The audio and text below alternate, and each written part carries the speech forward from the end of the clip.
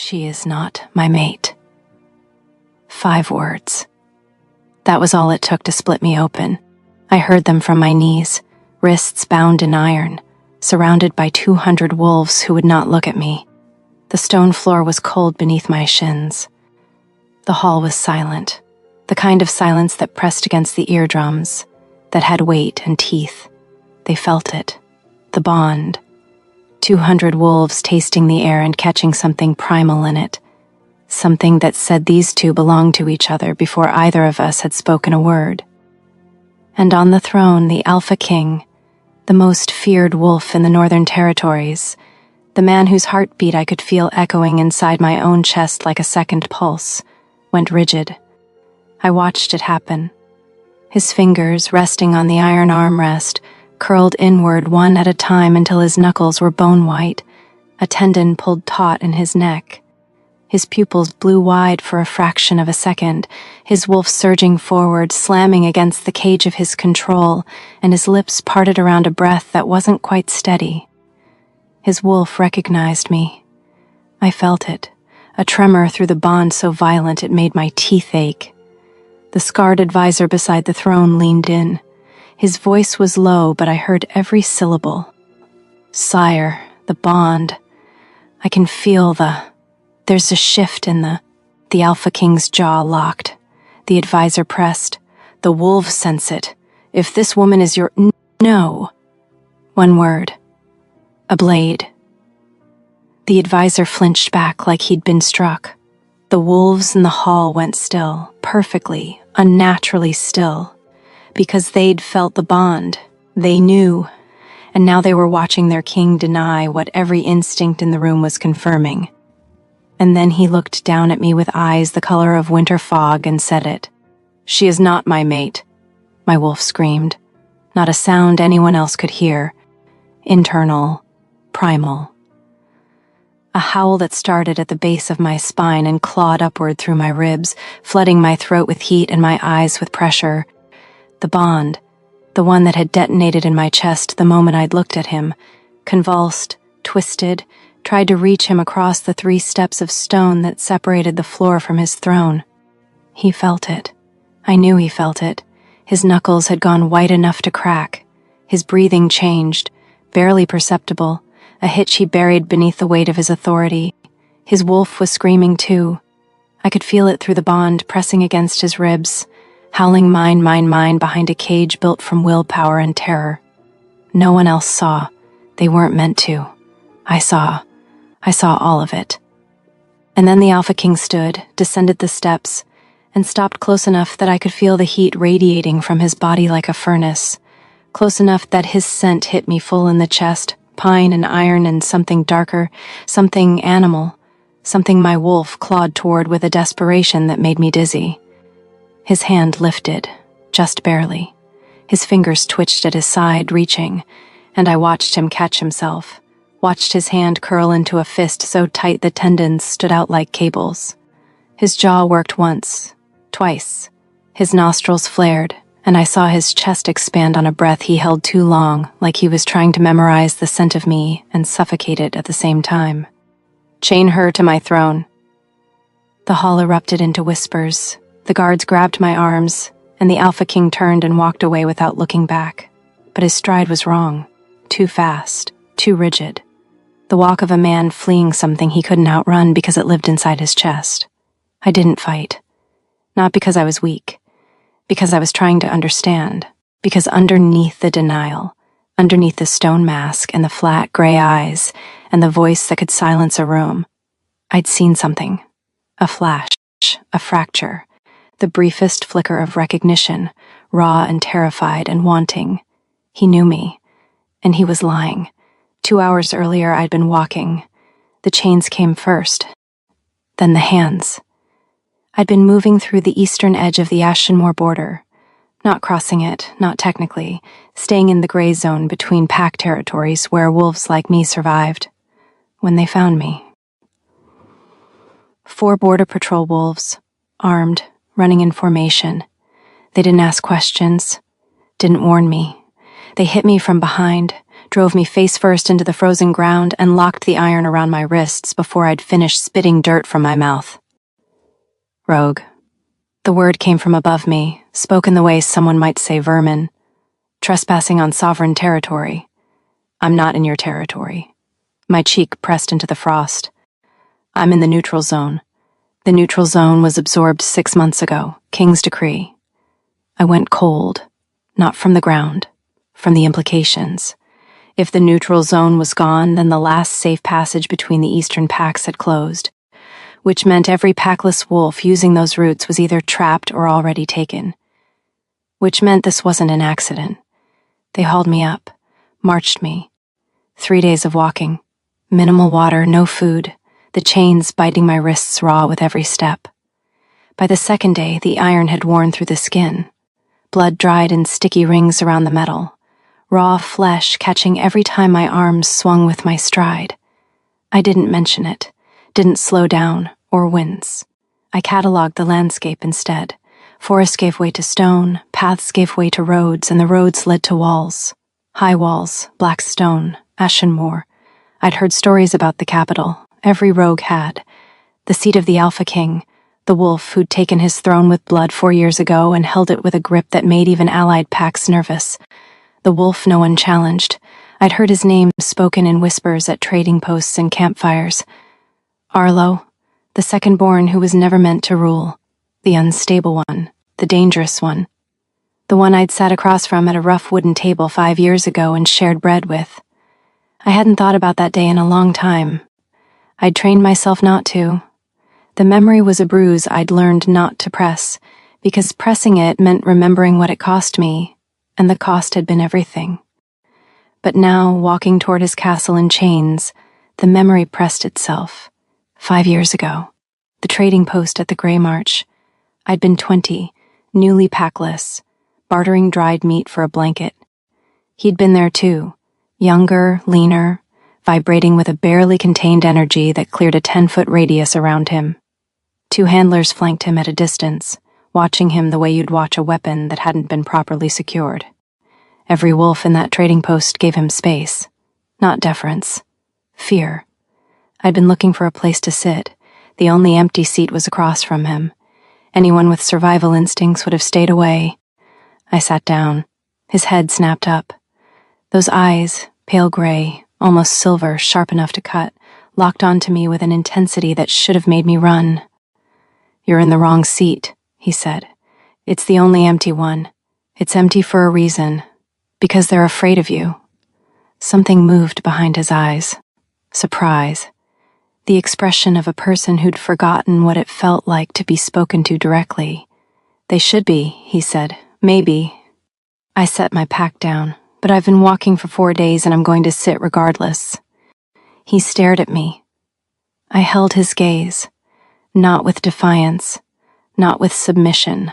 I just looked at him, person to person, the way nobody else in that room was willing to do. He didn't tell me to leave.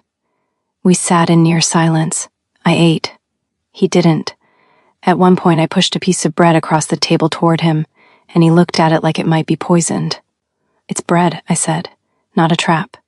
He took it, ate slowly, watching me over every bite, waiting for the trick, the betrayal, the moment this would prove to be something other than what it appeared. It never did. I left an hour later.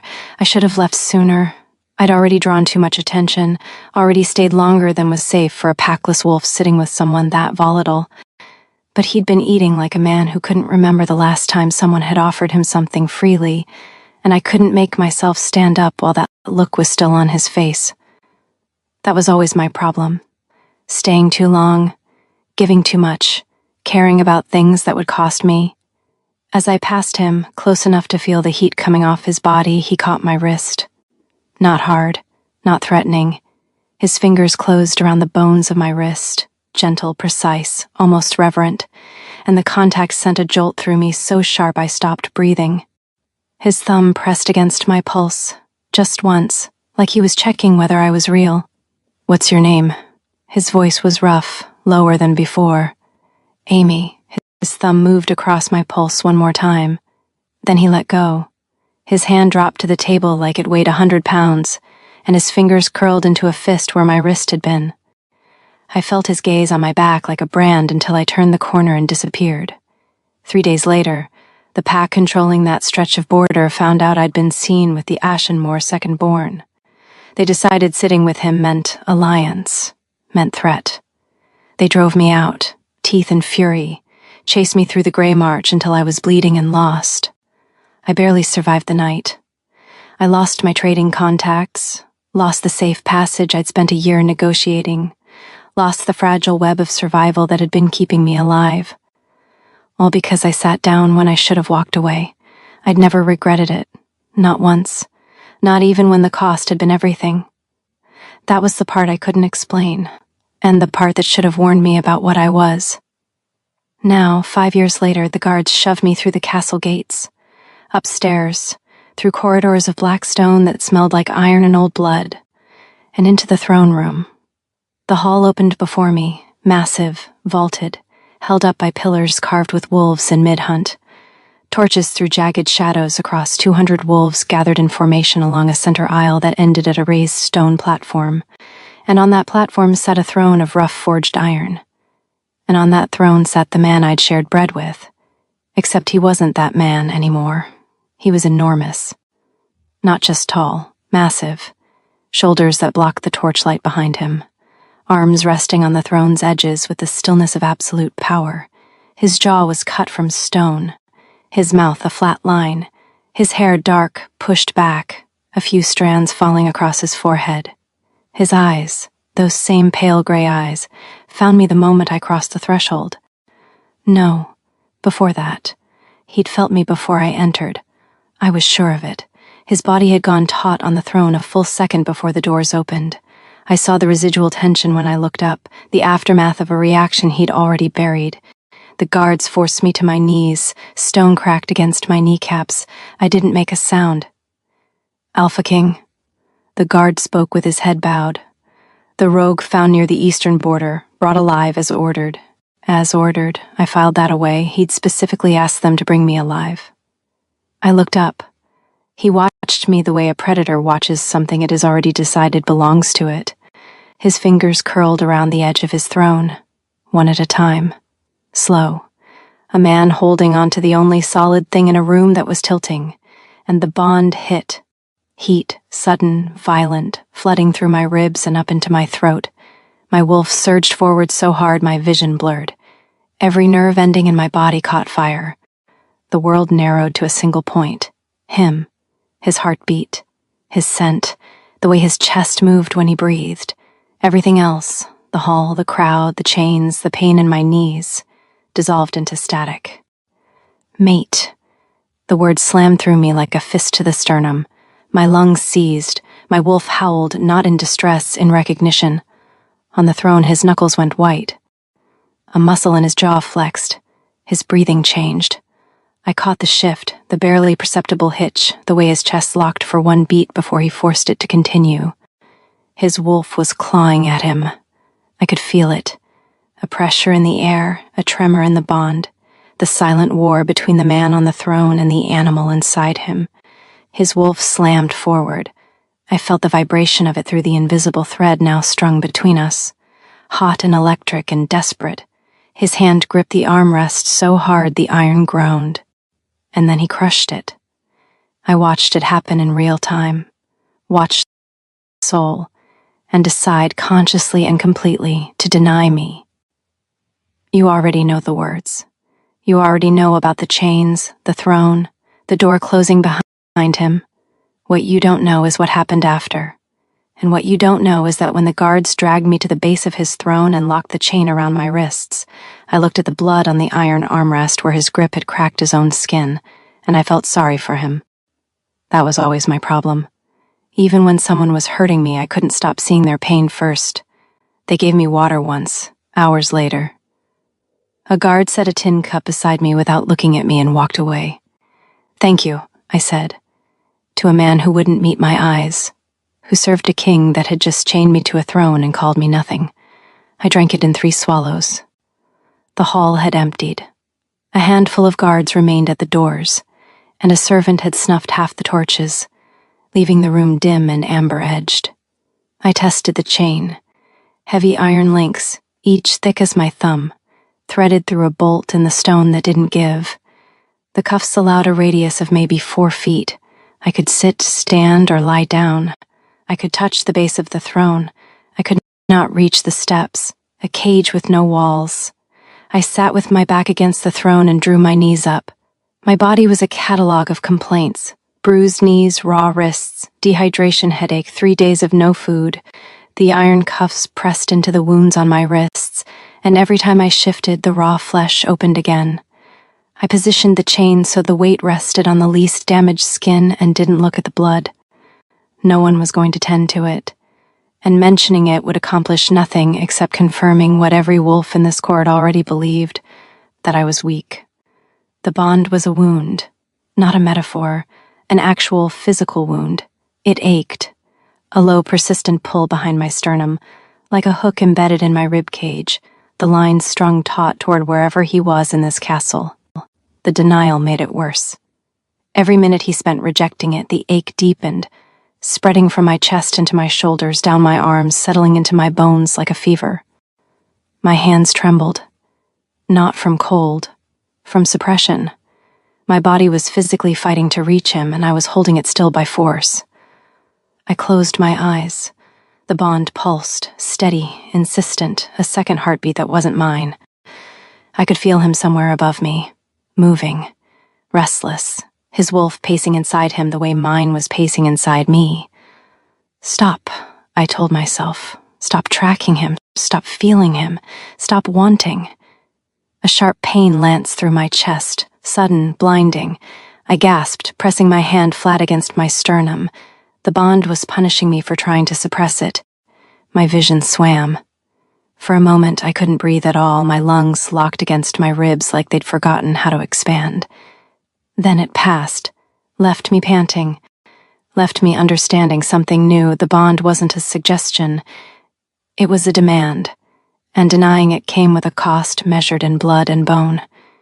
Footsteps. My eyes snapped open. The hall was dark, the torches nearly dead. The guards at the far doors were shadows, but the footsteps came from behind me, from the side corridor that led to the private quarters. He didn't enter the hall. He stopped in the doorway, half swallowed by shadow. I couldn't see him, but the bond told me exactly where he stood, 7 feet back, left shoulder against the stone frame, weight on his right leg.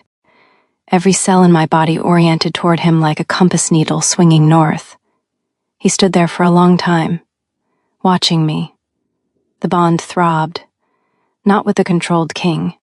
Something raw, something that only existed in the dark, when the court was empty and the mass couldn't hold. I didn't speak. I didn't move. I let the silence fill with everything he wasn't saying, and held perfectly still while the most powerful man in the Northern Territories stood in a dark doorway and looked at the woman he'd just denied. His breathing was audible. Barely. A rough, controlled rhythm that hitched once, just once, and the bond surged with it. Want. Raw, undisciplined, staggering want. His wolf pressing against his ribs, whining, straining toward me. I heard his hand hit the stone doorframe, hard, the sound of a man bracing himself against something. Then a second sound, low, involuntary, pressed through his teeth. Not a word. A sound his body made without his permission. The kind of sound that comes from a man watching something he wants more than oxygen and refusing to take a single step closer. Then he turned and disappeared. I exhaled. My hands were trembling.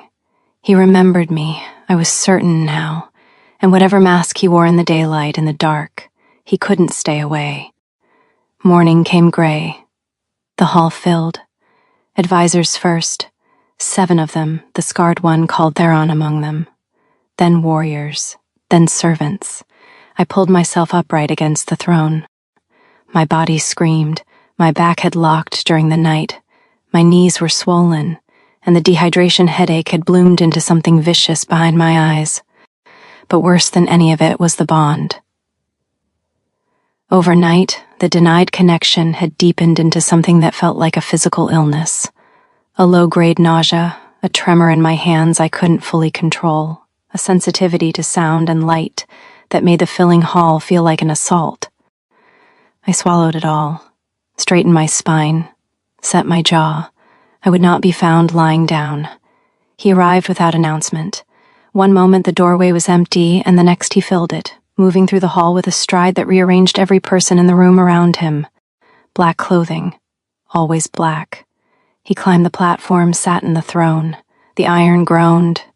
I was at his feet, close enough to see the stitching on his boots, close enough to feel heat radiating from his body, close enough that his scent washed over me, pine and iron and that dark, animal undertone, and my wolf lunged toward the bonds so hard I had to close my eyes and lock my jaw to keep from making a sound. The proximity was a cruelty I hadn't anticipated. The bond wanted him closer, wanted contact, wanted the press of skin against skin that would quiet the screaming inside my chest. Being 3 feet from him and not touching him was worse than being on the other side of the castle. It was like holding your hand over a flame, close enough to feel the heat, too close to escape the burn, not close enough to get what you actually needed. He didn't look down, but his boot shifted, a fraction of an inch, toward me, then stopped, and his hand, the one resting on the armrest closest to me, opened. Just slightly, his fingers uncurling, spreading, reaching toward the edge where my head almost rested against the iron. The tips of his fingers hovered over the metal for 1 breath. 2. Then he pulled them back, curled them under, pressed them against the iron until the knuckles whitened. No one in the court saw it, but I was 3 feet below his hand, and I felt the heat of his fingers like a phantom touch on my scalp. Theron begin. The council session unfolded. Border disputes, trade agreements, military positioning. His decisions came instant, no deliberation, no consulting. He ran his kingdom the way he occupied space, with total, uncompromising authority. And I noticed something. No one looked at me. Not the advisors, not the warriors, not the servants who moved along the walls like ghosts. The Alpha King had chained a woman to his throne and told the entire court she was nothing. Looking at me was the same as questioning him. No one questioned him. Hours passed, my stomach cramped, my vision swam, the headache had teeth now. At some point a servant brought food to the platform. For the king. Roasted meat, dark bread, stewed vegetables. The smell hit me like a wall. My mouth flooded. My stomach seized hard enough that I had to close my eyes and breathe through it. I pressed my hand flat against my abdomen and held very still. I would not let them see me hungry. When I opened my eyes, a plate sat on the floor beside me. I stared at it. Meat, bread, a cup of water, the same food from his tray. Set beside me so quietly I hadn't noticed the moment of transfer. I looked up. He wasn't looking at me. He was listening to Theron describe Western fortifications, his expression flat, his posture unchanged. But through the bond, quick, involuntary, immediately suppressed. Not pity, something closer to fury, at himself, at the situation, at the fact that the woman his wolf had claimed was sitting at his feet with hunger cramps and he'd let it happen for hours. I ate slowly, deliberately, and when I finished, when the food sharpened my mind and clarity returned, so did anger. I was chained to a throne because a man had decided I wasn't his mate. Except he was lying. He knew it, and I knew it, and every wolf in this hall had felt it. I set the plate aside and sat up straighter. He was going to crack. I didn't know when or what would cause it, but the fissures were already forming. And I would be watching when it happened. 3 days chained. That was when things shifted. On the 3rd morning, the scarred advisor Theron approached the platform alone. He crouched in front of me, the first person other than the king who had directly acknowledged my existence. "You need to bathe," he said. "I need these chains off." "That won't happen. Then I'll stay dirty." Something close to a smile crossed his face. "The king ordered you cleaned and fed. You'll be taken to a washroom under guard." "The king ordered shan't." "He doesn't keep prisoner at one. In middle ground." He held my gaze. "You're the exception. Think about what that means." He stood and walked away before I could respond. I thought about what it meant. I thought about how I should be furious, degraded, objectified, reduced to an exception in a tyrant's system. And I was. I was all of those things. But underneath the fury, in the part of me I couldn't control, I thought, he couldn't let me go.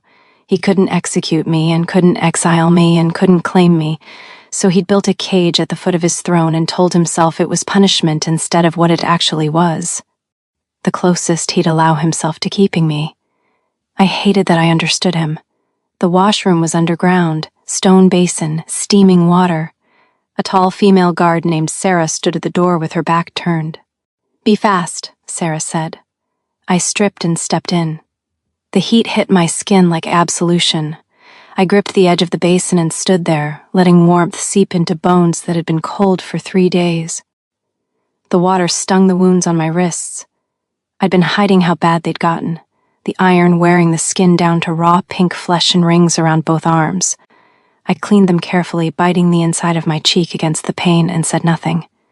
I scrubbed, washed my hair, dressed in clean clothes, gray tunic, dark trousers, leather boots, no pack insignia, no colors, the clothes of someone who belonged to no one, or to the throne.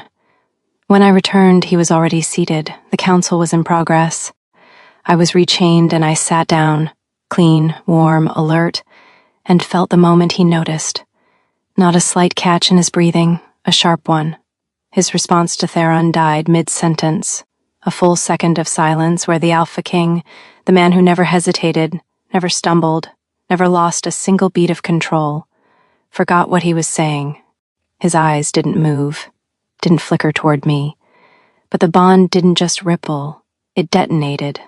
A pulse of heat so raw, so nakedly wanting that my face flushed and my hands fisted in my lap.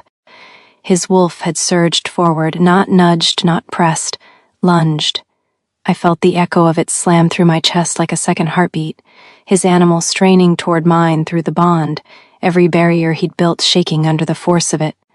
The clean clothes, the damp hair, the way the gray tunic pulled across my shoulders. He'd ordered the bath.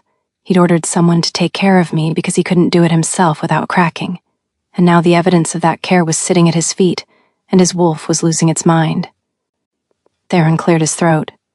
"Sire?" "Continue." Flat, controlled, as if the last second hadn't happened, but his hand on the armrest was shaking. I could see the tremor from where I sat. I kept my eyes forward and let him suffer. That afternoon, the atmosphere changed. A man I hadn't seen before entered the hall.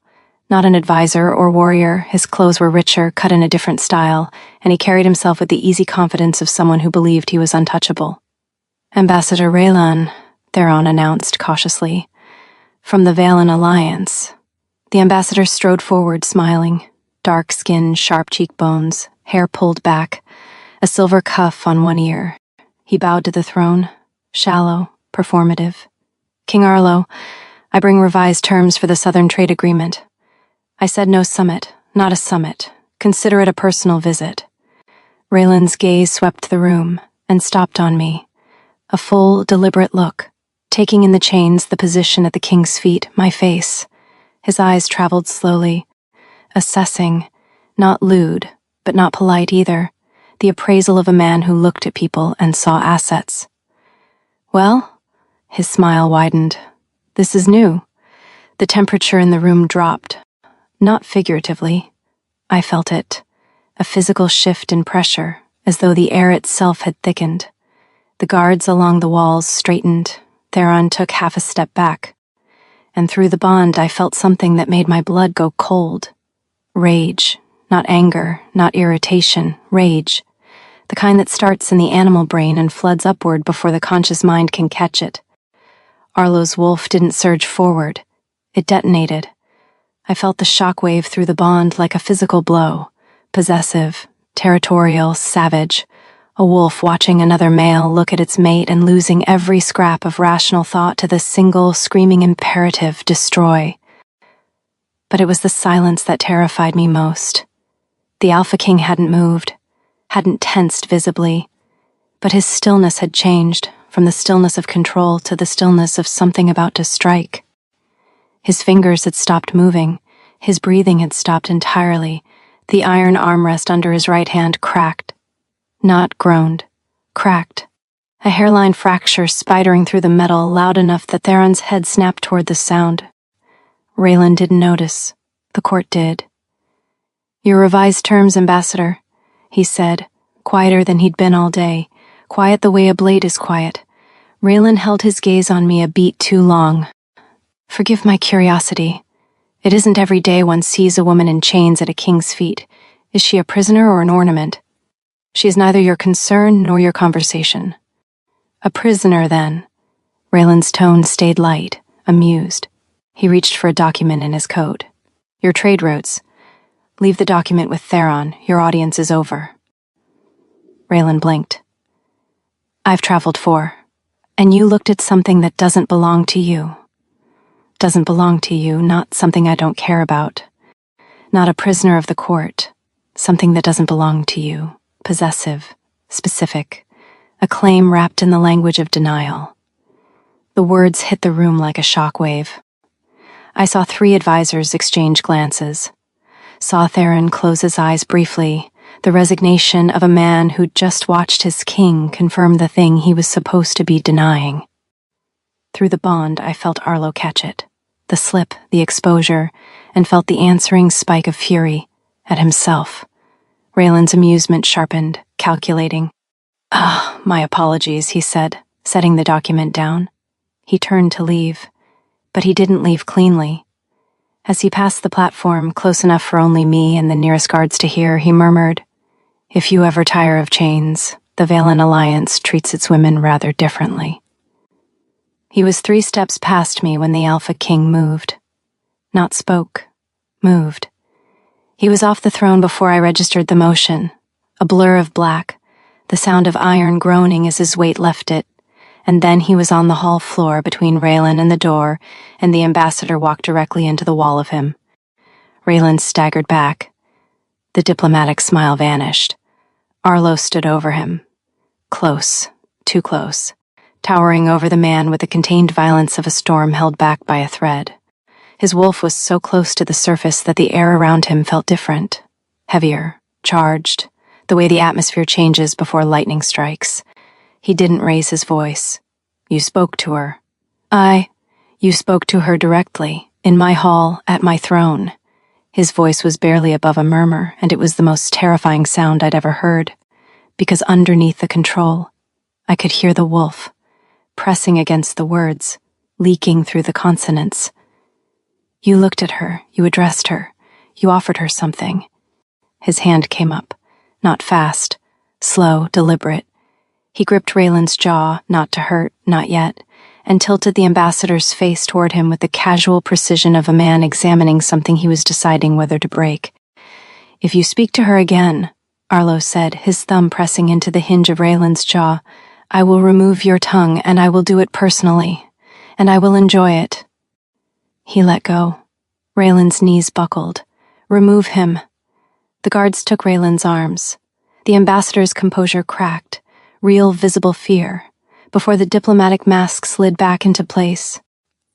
He let himself be led away. The hall doors closed behind him. The room exhaled. Arlo stood where he was for 3 heartbeats, then he turned and climbed back to the throne. Sat down. The iron groaned under his weight. He didn't look at me, but as he passed, close enough that his scent washed over me, I heard the sound. Low, barely audible. Not a word, a growl. Pressed low in his chest, heavy enough that I felt it in the stone beneath me. The growl of a wolf that had just watched another male get close to something it considered its own. Through the bond I felt the aftermath, the rage collapsing into something raw and shaken. He knew what he'd done. He knew the entire room had watched him lose control over a woman he claimed was nothing. And I, because something was broken in me that made me care about the wrong people at the wrong time, felt the urge to comfort him. He'd chained me to a floor, denied me in front of 200 wolves, left me hungry and bleeding and invisible for 3 days. I swallowed the impulse, pressed my back against the throne. But it had been there, and I hated myself for it. 2 nights later, a warrior got too close. It was late. Past midnight, the hall dim, only a skeleton guard at the doors. I was awake, sitting against the throne, when I heard movement from the main floor.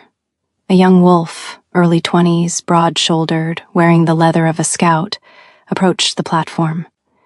Curious, like a man who'd been thinking about the woman chained to the king's throne and decided to satisfy his curiosity. He stopped at the base of the steps. "You're the rogue." I said nothing. "I've never seen anyone chained here before. What did you do?" "Existed." He smiled, almost charming. "I'm Darian. I run the Eastern Patrol. If you need anything, water, a blanket." "She needs nothing from you." The voice came from the shadow of the side corridor. Low, absolute, the kind of quiet that carried the promise of consequence. Darian went rigid, his face drained of color. The Alpha King stepped from the darkness. He moved with the fluid precision of something designed to hunt. No wasted motion, no hesitation. He stopped at the top of the platform steps, looking down at the scout the way you'd look at something you were about to erase. Through the bond, his wolf hadn't just surged. It had taken over.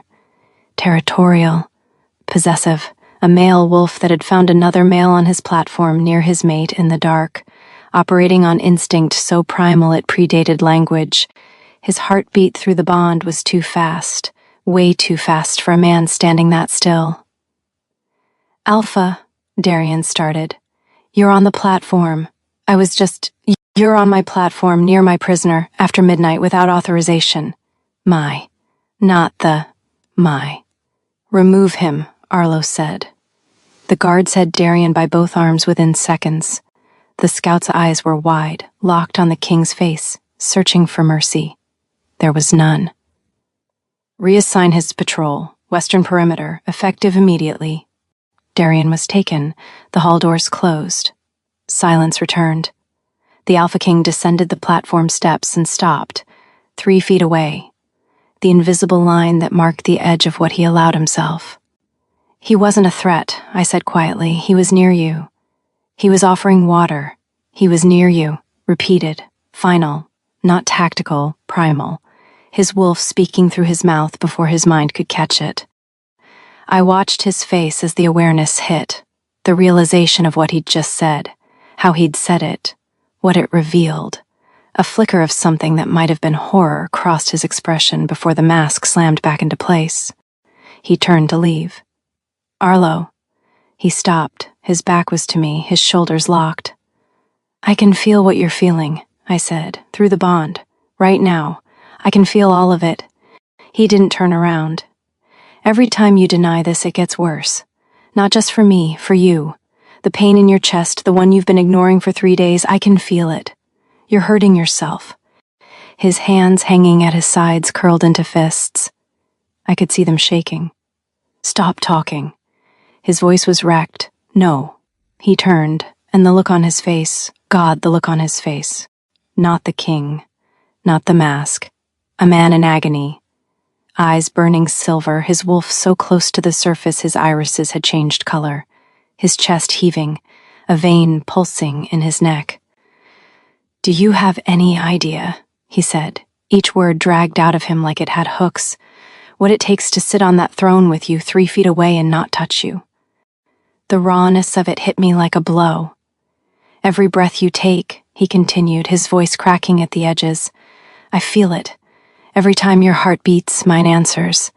When you sleep, I can't. Because the bond reaches for you and I have to hold it back, and it is destroying me, Amy. It is eating me alive." He took a step toward me, then caught himself.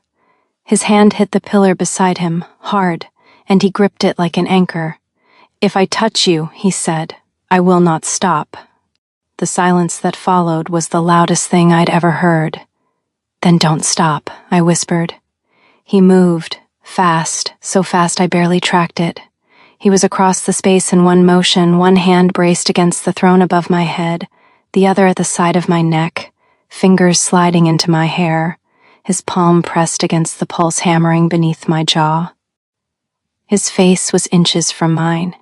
His eyes burned, pale gray gone almost white, his wolf so close to the surface it had changed the color of his irises.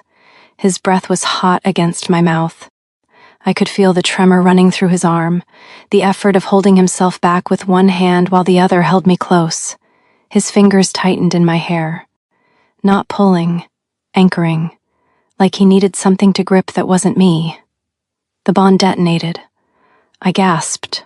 It hit us both, a rush of heat and raw connection that went beyond physical. I felt him, not just his hand, him. His heartbeat, his wolf, his fear, his want. The wall between us dissolved to nothing, and for 5 seconds I was inside his silence and he was inside mine, and I understood, with perfect, devastating clarity, the size of what he was fighting. He wasn't fighting the bond. He was fighting himself.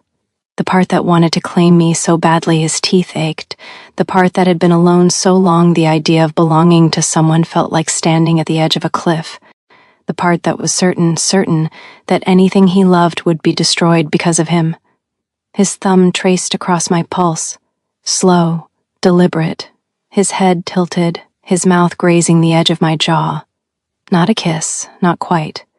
Moving downward, toward the curve of my neck, toward the place where a mate bond was sealed. I felt his teeth graze my skin. Not a bite, the ghost of one. The suggestion. His wolf, seconds from claiming me, the mark practically burning at the tips of his canines. I felt the pressure, real, physical, the points of his teeth pressed against the spot where my pulse fluttered, and my wolf keened. Wanting it so badly, my whole body arched toward him. His other hand found my waist, gripped, pulled me closer until there was no space between us. His chest against mine, his heartbeat slamming through both of us. The bond screaming, "Yes, yes, finish it, complete it, let me in." Then he stopped. A sound tore out of him, something between a groan and a snarl, raw and wrecked and furious at himself. He pulled back. His hand left my neck. He stood, stepped away, and stood with his back to me, breathing in short, savage bursts. His fists were clenched at his sides. I could see them shaking. "That can't happen again," he said. His voice was destroyed. He left. I sat against the throne with one hand pressed to the place on my neck where his teeth had been. My pulse hammered under my fingertips. The ghost of his almost claim burned on my skin like a brand. My wolf whimpered, a long, low sound inside my chest, the sound of something offered and taken away. 5 seconds of contact, and it had unraveled everything. He wanted me the way fire wanted air, and he had just proven that every wall he'd built was one match away from ash. He came back that same night. 2 hours later, I heard his footsteps, nearly silent, but I'd learned to listen for them the way your body learns to listen for the thing it needs before your mind admits to needing it. This time, he didn't stay in the doorway.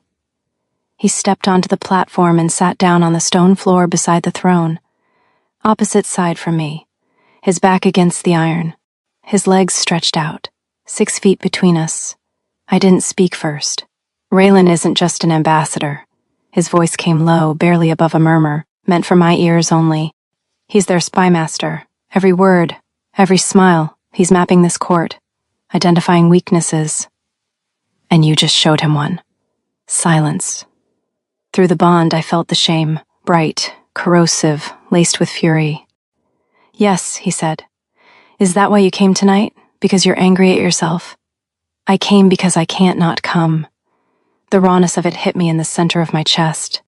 No deflection, no strategy, just a man admitting to something that terrified him. "If you claim me," I said, "what happens, specifically?" "The bond completes. You become tied to me, not just emotionally, physically. If I'm injured, you feel it. If I'm compromised, you're compromised. And every enemy I have, and I have many, Amy, will know. They'll feel the shift, they'll smell it, and they'll come for you. Not to kill you, to use you, to break you in front of me so they can watch what it does. And you've seen that happen before. My father's mate was taken by a rival pack when I was 9. They held her for 6 days. By the time he got her back, he stopped. The silence was thick enough to choke on. She wasn't the same, I finished. Neither was he. He lasted another year before the weakness of the bond killed him. Their deaths destabilized Ashenmore for a decade. His voice hardened. "I will not be that story. So you deny me instead. I keep you alive instead. And the chains, the floor, keeping me at your feet? A beat. That's weakness. The honesty floored me. The chains weren't strategy. They were his wolf's refusal to let me out of its sight, and him finding the only compromise between claiming me and losing me. Arlo. Don't say my name, not like that. Why? Because the sound of it in your voice is the closest thing to a claim I've ever felt, and if you do it again, I will not walk away. Silence. I should have stopped. Arlo. He didn't move this time, but the sound he made, low, wrecked, barely human, told me exactly what it cost him to stay where he was. You are going to be the end of me, he said, or the beginning. He didn't answer, but he didn't leave. We sat in the dark, 6 feet apart, the bond humming between us like a live wire, and in the silence something shifted, not the desperate, violent pull of before. Something quieter, something that said, I'm here without demanding anything else. It was the most dangerous thing that had happened yet. Because I could survive his denial. I could survive his distance. I wasn't sure I could survive his tenderness. His breath didn't steady when he pulled back. It worsened, turning uneven, like stepping away from me had cost him something his body didn't know how to recover from. Don't do that again, he said. But there was no command in his voice, only strain. Something tight and barely held together, like the words themselves were the only thing keeping him from breaking. I didn't answer. I couldn't, because he was still there, still close. Close enough that every breath he took brushed against my mouth, warm and unsteady. Close enough that the bond no longer felt like something inside me, but something stretched between us. Tightening, pulling, demanding with every second neither of us moved. His gaze dropped, not to the chains, to my mouth, and he stilled. I felt it then, the exact moment his control slipped. Not completely, not enough to shatter, but enough to fracture, enough to let something dangerous bleed through. His hand returned to my jaw, slower this time, as though he were giving himself space to stop, to think, to choose restraint. He didn't. His thumb brushed my lower lip. And that, God, that was a mistake. We both felt it. The bond snapped tight, heat surging through me in a rush so sharp it stole my breath, something deep and instinctive rising between us with a force that erased thought entirely. Amy. My name didn't sound like a word in his mouth. It sounded like a warning, or maybe a prayer, something fragile wrapped in desperation. I should have moved. I didn't. Tell me to stop, he said again, softer now, closer, his forehead nearly touching mine, his voice fraying at the edges. But his body had already betrayed him. His hand tightened at my jaw. His breath hitched in his mouth. His mouth was right there, close enough that I could feel the heat of it, the hesitation, the pull. 1 inch, 2 heartbeats, and then he turned his head at the last possible second. His mouth brushed the corner of mine. Not a kiss, something worse, a ghost of one, the kind that lingers, the kind that settles into your body and refuses to leave, like a memory that was never fully made but somehow impossible to forget. His grip tightened, like he was holding himself in place through sheer force. I can't, he said, his voice breaking now, stripped raw. If I start, I won't stop. And then he stepped back, not cleanly, not easily, but like it hurt him to do it. Because it did. He didn't come the next night, or the night after, or the 3 nights after that. The bond didn't care about his absence. Distance didn't mute it, it amplified it. Every hour he stayed away, the ache in my chest grew heavier. Not sharp anymore. Heavy. Like something was slowly filling my lungs, compressing my breath, taking up space meant for air. By the 2nd day of his absence, the tremors started. Not visible, not yet. But I could feel them under my skin, a constant vibration, like standing too close to something that was about to explode. My hands shook when I tried to hold still.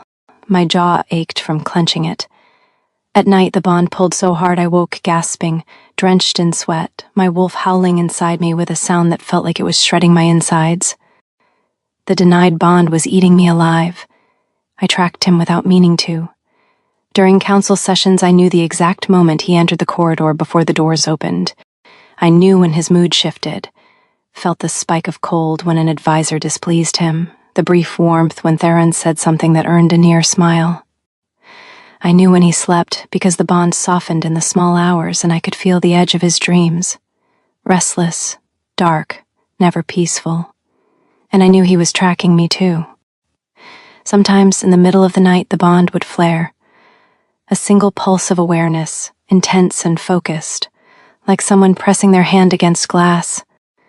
He was reaching for me, checking, making sure I was still there, then pulling back before I could reach back. The daytime sessions continued with mechanical precision. He sat on the throne. I sat at its base. He acted as though I was furniture. He was colder than before, actively cold. The fractional glances I'd grown accustomed to were gone. His eyes moved through the room and passed over my position like it was empty space. His voice was flatter, harder, stripped of even the controlled warmth he'd shown advisors. He was punishing himself. And the punishment was punishing me. The food still came, but the dried blackberries I'd found tucked beside the bread in recent meals were gone. The warm herbal drink that had replaced water in the mornings was gone. Just bread, meat, water. He was stripping the arrangement down to its barest function, as if peeling away every evidence of care would make him care less. It wasn't working. Through the bond, muted now, dampened by his deliberate withdrawal, I still felt the pressure, building, day by day, and I adapted. I always adapted. I minimized, told myself the stone floor wasn't that cold, told myself the ache in my chest was manageable, told myself I didn't need the blackberries or the warm drink or the fractional glances that made my wolf settle.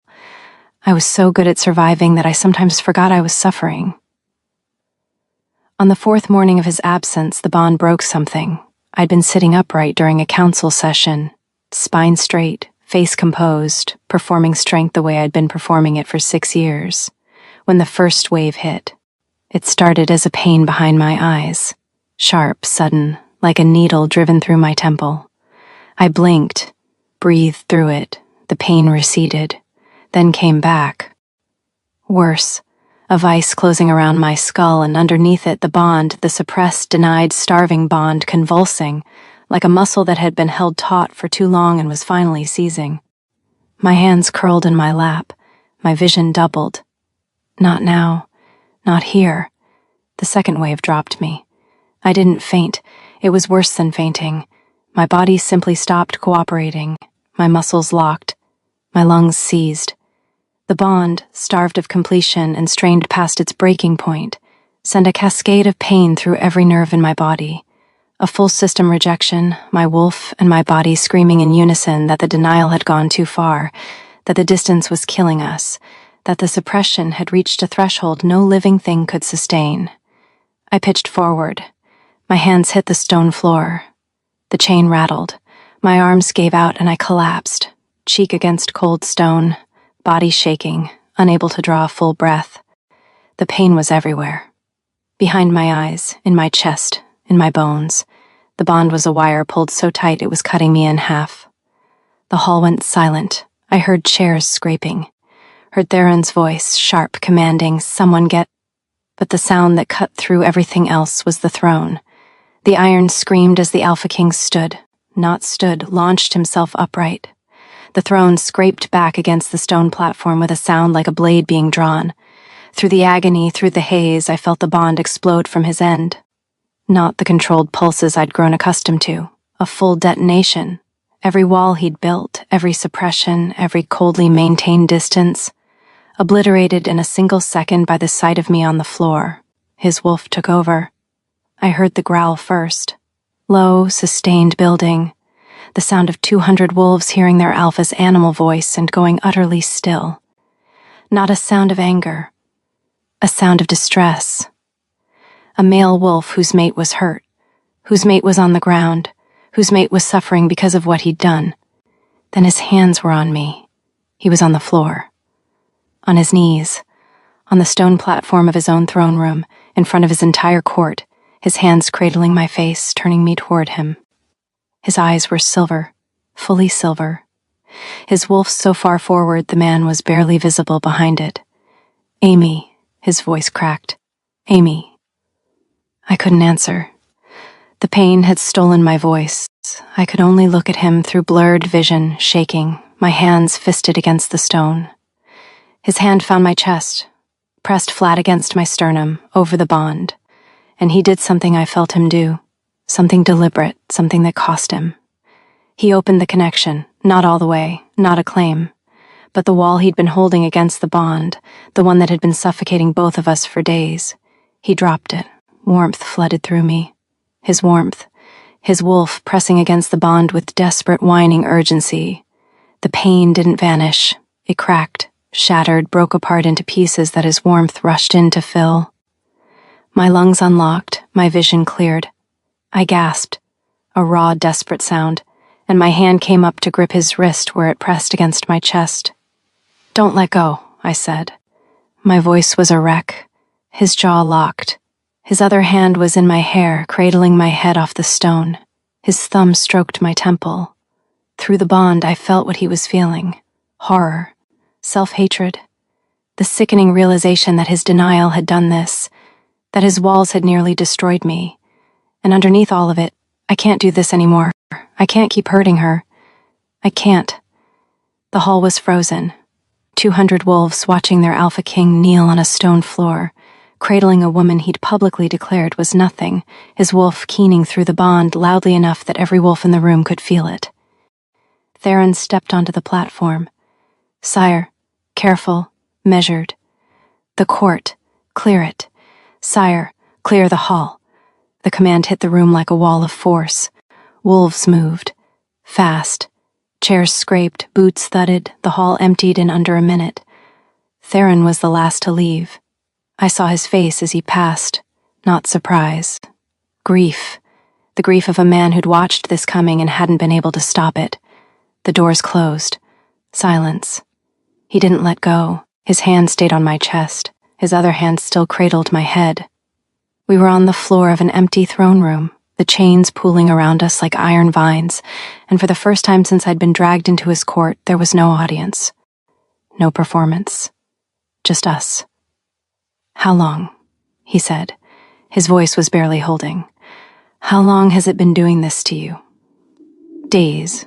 It started after you pulled back." His eyes closed. His jaw worked. Through the bond, I felt the self-hatred spike so hard it made me wince. "Don't," I said. I gripped his wrist harder. "Don't do that to yourself. I did this to you. The bond did this because you tried to strangle it. I tried to strangle it. I made that choice, and it nearly—" He couldn't finish. His hand trembled against my chest. I sat up, slowly. He tried to push me back down. I pushed his hand away. "I'm fine.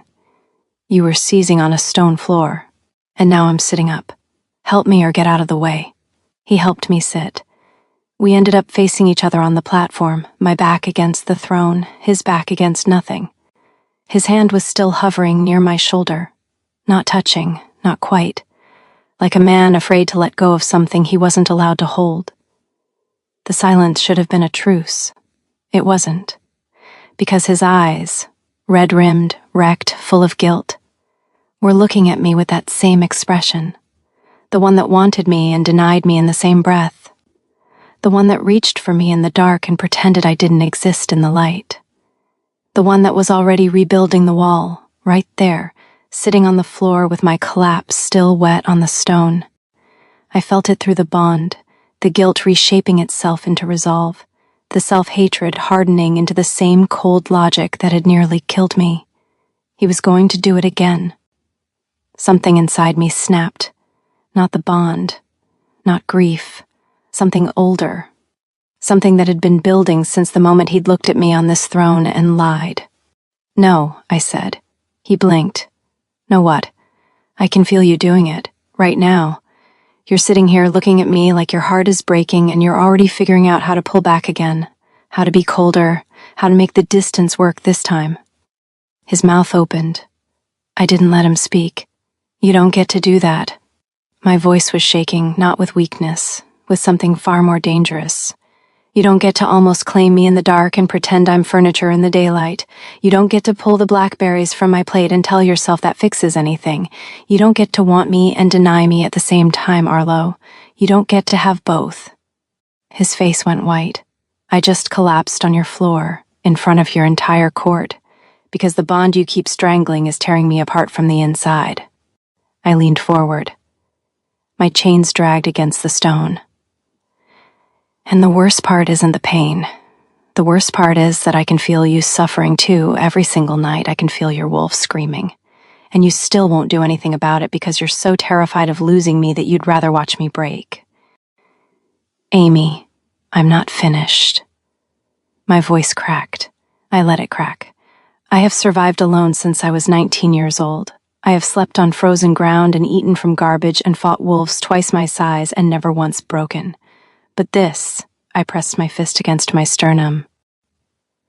This is breaking me. Not the chains, not the floor. You're wanting and you're withholding, and the way you look at me when no one's watching like I'm the only real thing in the world, and then pretend that I'm nothing. Silence. His hands were in his lap. His knuckles were white. His jaw was locked so tight I could see the tendons straining. So decide, I said.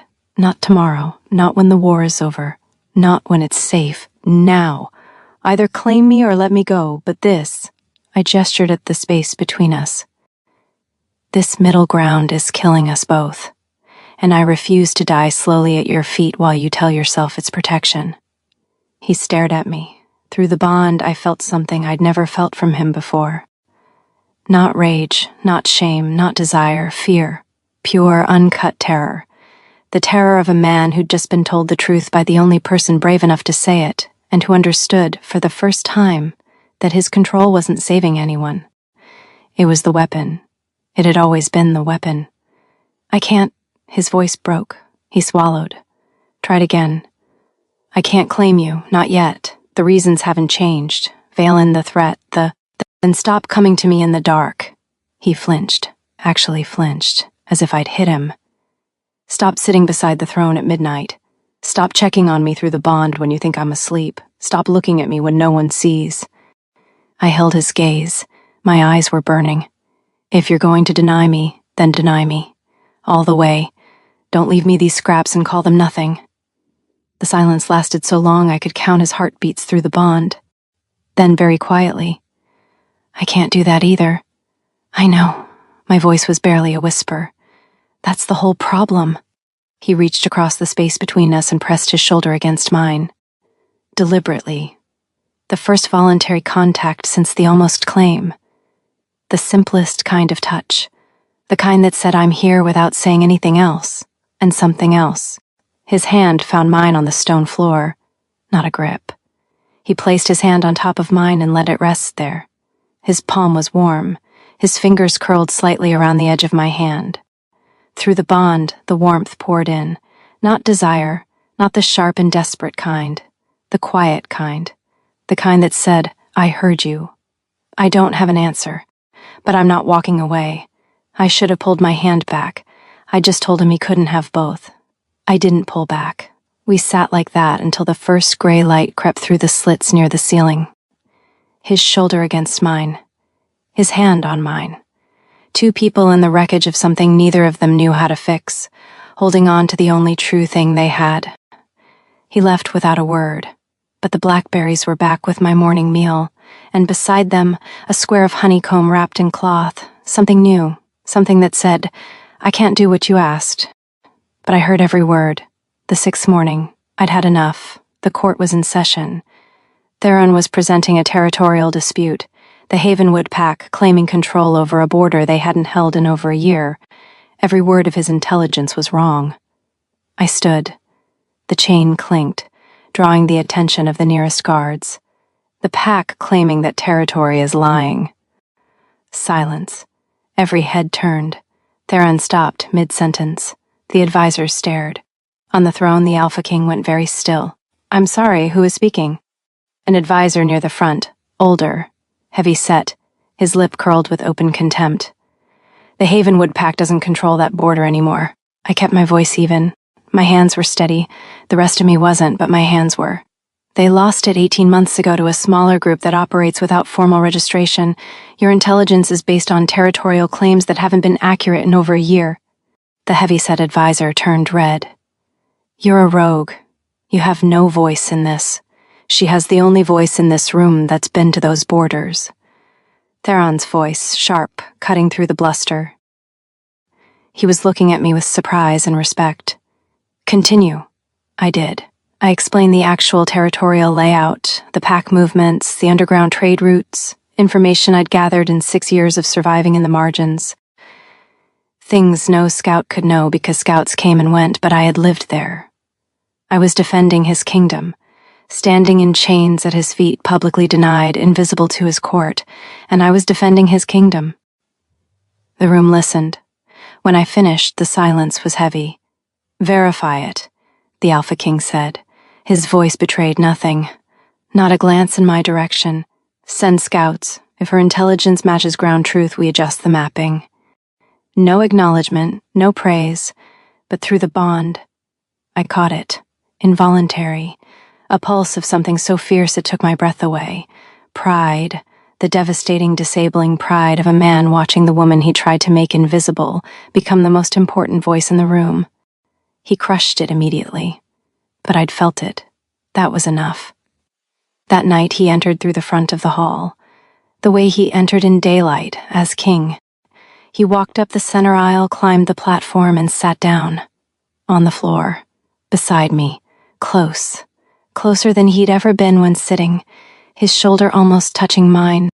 The heat from his body bled through the space between us, and the bond sang. Your intelligence was accurate, he said. The scouts confirmed it within hours. I know. Silence.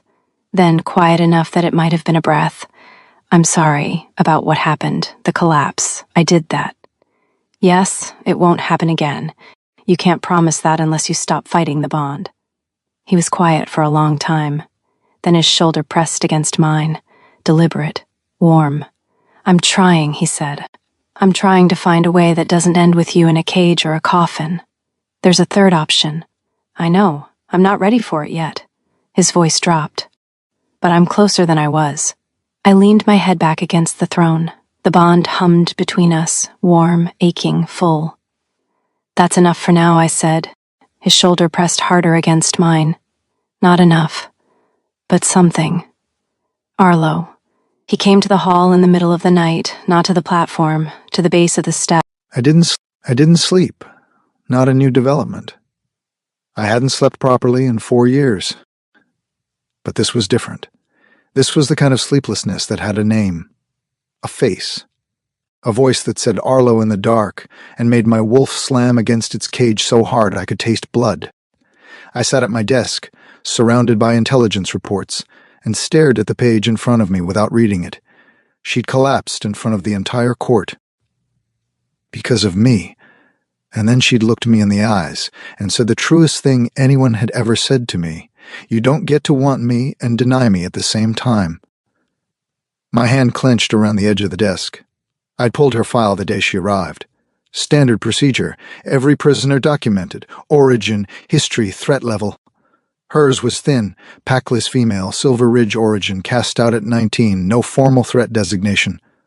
But I'd told Theron to go deeper. And what he'd found was wrong, not factually wrong, structurally wrong. Her exile didn't make sense. Her mother's execution, the supposed conspiracy with a rival pack, had never been substantiated. No evidence, no trial, just an accusation from the Silver Ridge Alpha, followed by immediate execution and exile of the family. Except the timing. The Silver Ridge Alpha who'd ordered the exile had died 6 months later, not in a challenge, but in a suspicious accident. The pack had been absorbed by a larger territory, and the wolf who'd orchestrated that absorption had used information about their internal politics that he shouldn't have had. Information that could only have come from someone inside Silver Ridge. The accusation against Amy's mother hadn't been paranoia.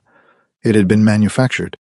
Someone had wanted the family destroyed, specifically targeted, and had used the Alpha's paranoia as a weapon, and the pack that had ultimately benefited from the fallout. Valen. I stared at the report. My blood ran cold. If Amy's exile had been engineered by the Valen Alliance, even indirectly, then her entire life had been shaped by the enemy. Her pactless years, her survival in the margins, her presence on the borders where Valen was now destabilizing territory, all of it connected. Not because she was an agent. I'd staked my throne on her loyalty. And the realization that I would, that I'd risk everything on my certainty of a woman I'd known for fragments of time, told me exactly how far gone I was. But because Raylan might already know who she was, and if he knew she was my mate, I stood. The chair scraped against stone. I had to tell her. But underneath the strategic urgency, something else drove me, something I wouldn't have admitted under interrogation. I wanted to give her the truth because she deserved it, because she'd spent her entire adult life carrying grief she thought was meaningless, because the woman chained to my throne, the woman I denied every morning and craved every night, had been hurt by the same enemy I was fighting, because I was in love with her. The thought didn't surprise me. I'd known for days. Maybe since the trading post. Maybe since she'd pushed bread across a table toward a man everyone else was afraid to look at and changed the axis of his entire life. I was in love with her, and I was going to ruin us both. He came to the hall in the middle of the night, not to the platform, to the base of the steps. He stood there looking up at me with an expression I hadn't seen before. Not controlled, not strategic, grim. "I need to tell you something," he said, "and it will change what you think about your past." I sat up straighter. The chain clinked, he told me. Everything. The file, Theron's research, the manufactured accusation, the engineered exile, the connection to Valen. He laid it out with the precision of a military briefing, each fact building on the last. When he finished, my hands were in my lap. My knuckles were white. My mother's face. The last time I saw her, standing in the doorway of our den, her hand on my brother's shoulder, telling me to run, her voice steady, her eyes not. My father's voice breaking on the pack link, telling me not to come back, telling me he loved me, the link going dead. The night I ran through the gray march, bleeding and alone, and the silence after. The silence that lasted 6 years and never stopped being loud. All of it. Not random. Not bad luck. Architecture. My mother wasn't conspiring with anyone, I said. My voice was steady. I was proud of that. No, she was killed because someone needed a reason to destroy our pack. That's what the evidence suggests. And my father, and my brother. I can't confirm what happened to your brother, but yes, the Valen connection is strong. I closed my eyes. The pressure behind them was enormous. Something cracked. Not the way Arlo cracked, in fissures, controlled, barely visible. I cracked the way a dam cracks, all at once. Everything I'd held together for 6 years. Every night I'd slept on cold ground and told myself it was fine. Every meal I'd missed and called it manageable. Every morning I'd woken up alone and decided to keep going because what else was there? All of it gave way at once. The first stab hit me like a fist. I pressed my hand over my mouth. Tried to hold it in. My shoulders shook, my eyes burned. The chain rattled because my whole body was trembling and I couldn't stop it, couldn't control it, couldn't perform strength for one more second because the truth had just ripped the floor out from under me and I was falling. My mother hadn't betrayed anyone. My father hadn't failed. My family hadn't been destroyed by bad luck or paranoia. They'd been murdered. Deliberately. Strategically. By people who then watched me wander through the wreckage of my own life for 6 years like a ghost. And I hadn't broken. I hadn't died. I'd survived. But surviving had cost me everything, and now I was learning that the cost had never been necessary. I pressed my forehead against my knees and cried. Not quietly. Not gracefully. The kind of crying that comes from a place so deep it doesn't care about dignity. The ugly, racking, gasping kind that tears through you like weather. 6 years of grief, restructured around a new axis, pouring out of me on the floor of a throne room at midnight. He didn't speak, but I heard him move, heard the soft sound of his knees hitting stone, and then his hand was on my back, warm, steady, pressing between my shoulder blades with a gentleness that almost broke me worse. Not pulling me toward him, not trying to fix it, just there. A warm, solid presence that said I'm not leaving without using a single word. I cried until my ribs ached, until my throat was raw, until the sobs wound down into shaking breaths and the shaking breaths wound down into silence. His hand stayed. When I finally lifted my head, my face was a disaster. Swollen, wet, blotchy. I looked at him and waited for the flinch, the discomfort, the pity, the pulling back. His eyes were red, not crying, but close. The alpha king of the Northern Territories, the wolf who'd built an empire on the principle of never showing weakness, sitting on a cold floor with red eyes because the woman he'd denied had finally broken, and her pain had bled through the bond and wrecked him. If Raylan knows who I am, I started, because if I didn't redirect this, I was going to fall apart again. Then he knew before he walked into this hall, and his interest in you isn't curiosity, it's confirmation. He's been watching me. He's been watching everything. But you, specifically, might be the piece that connects his operation to a decade of territorial manipulation. I looked at him. You're saying I'm not just your vulnerability. I'm theirs. I'm saying you might be the only person who can prove what they've been doing, which makes you more dangerous to them than I am. The implications settled through me like cold water. I wasn't just a mate to be hidden. I was evidence. My history, my exile, my years in the borderlands, all of it was a map of Valen's operations, written in the trajectory of my life. I need these chains off. My voice was hard now. I need access to your intelligence network, and I need to tell you everything I saw in 6 years of living in the places your scouts can't reach. He looked at me for a long time. Through the bond, I felt the calculation. The king assessing, measuring, weighing, and beneath it, pride. Raw, startled pride in the woman sitting at his feet, and responding to the worst revelation of her life with strategy instead of collapse. Tomorrow, he said, the chains come off. I'll speak with Theron. And the court, you'll be given a role. Territorial consultant, your knowledge legitimized. And the real reason is that you're the most valuable intelligence asset I have, and I've been keeping you on a floor. He paused. Something shifted in his expression, the mask cracking.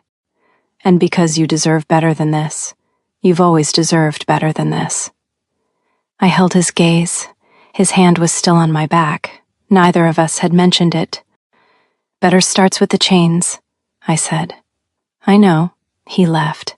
And for the first time since I'd been dragged into his court, the darkness felt less like a prison and more like the space before a dawn. The chains came off on a gray morning. Theron crouched in front of me with the iron key. Territorial consultant, you attend court, you advise on borderland conditions. A guard is assigned for protection. Not containment? Not containment. He unlocked the cuffs. The iron fell away. I stared at my bare wrists, raw, bruised, ringed with the ghost of metal, deep grooves worn into the skin, the worst of it still weeping where the iron had cut through. 12 days of damage, catalogued only by me. Something rushed through me that was larger than relief. Not freedom, not quite. More like possibility, the feeling of a door opening after you've forgotten that doors exist. I had a room now, small, real, a bed with sheets, a table, a window overlooking the inner courtyard. After 12 days on stone, the mattress felt obscene. I sat on the edge and pressed my palms flat against the sheets and breathed. I wanted to cry. My body wanted to, the kind of crying that comes when danger passes and the body finally processes what it endured.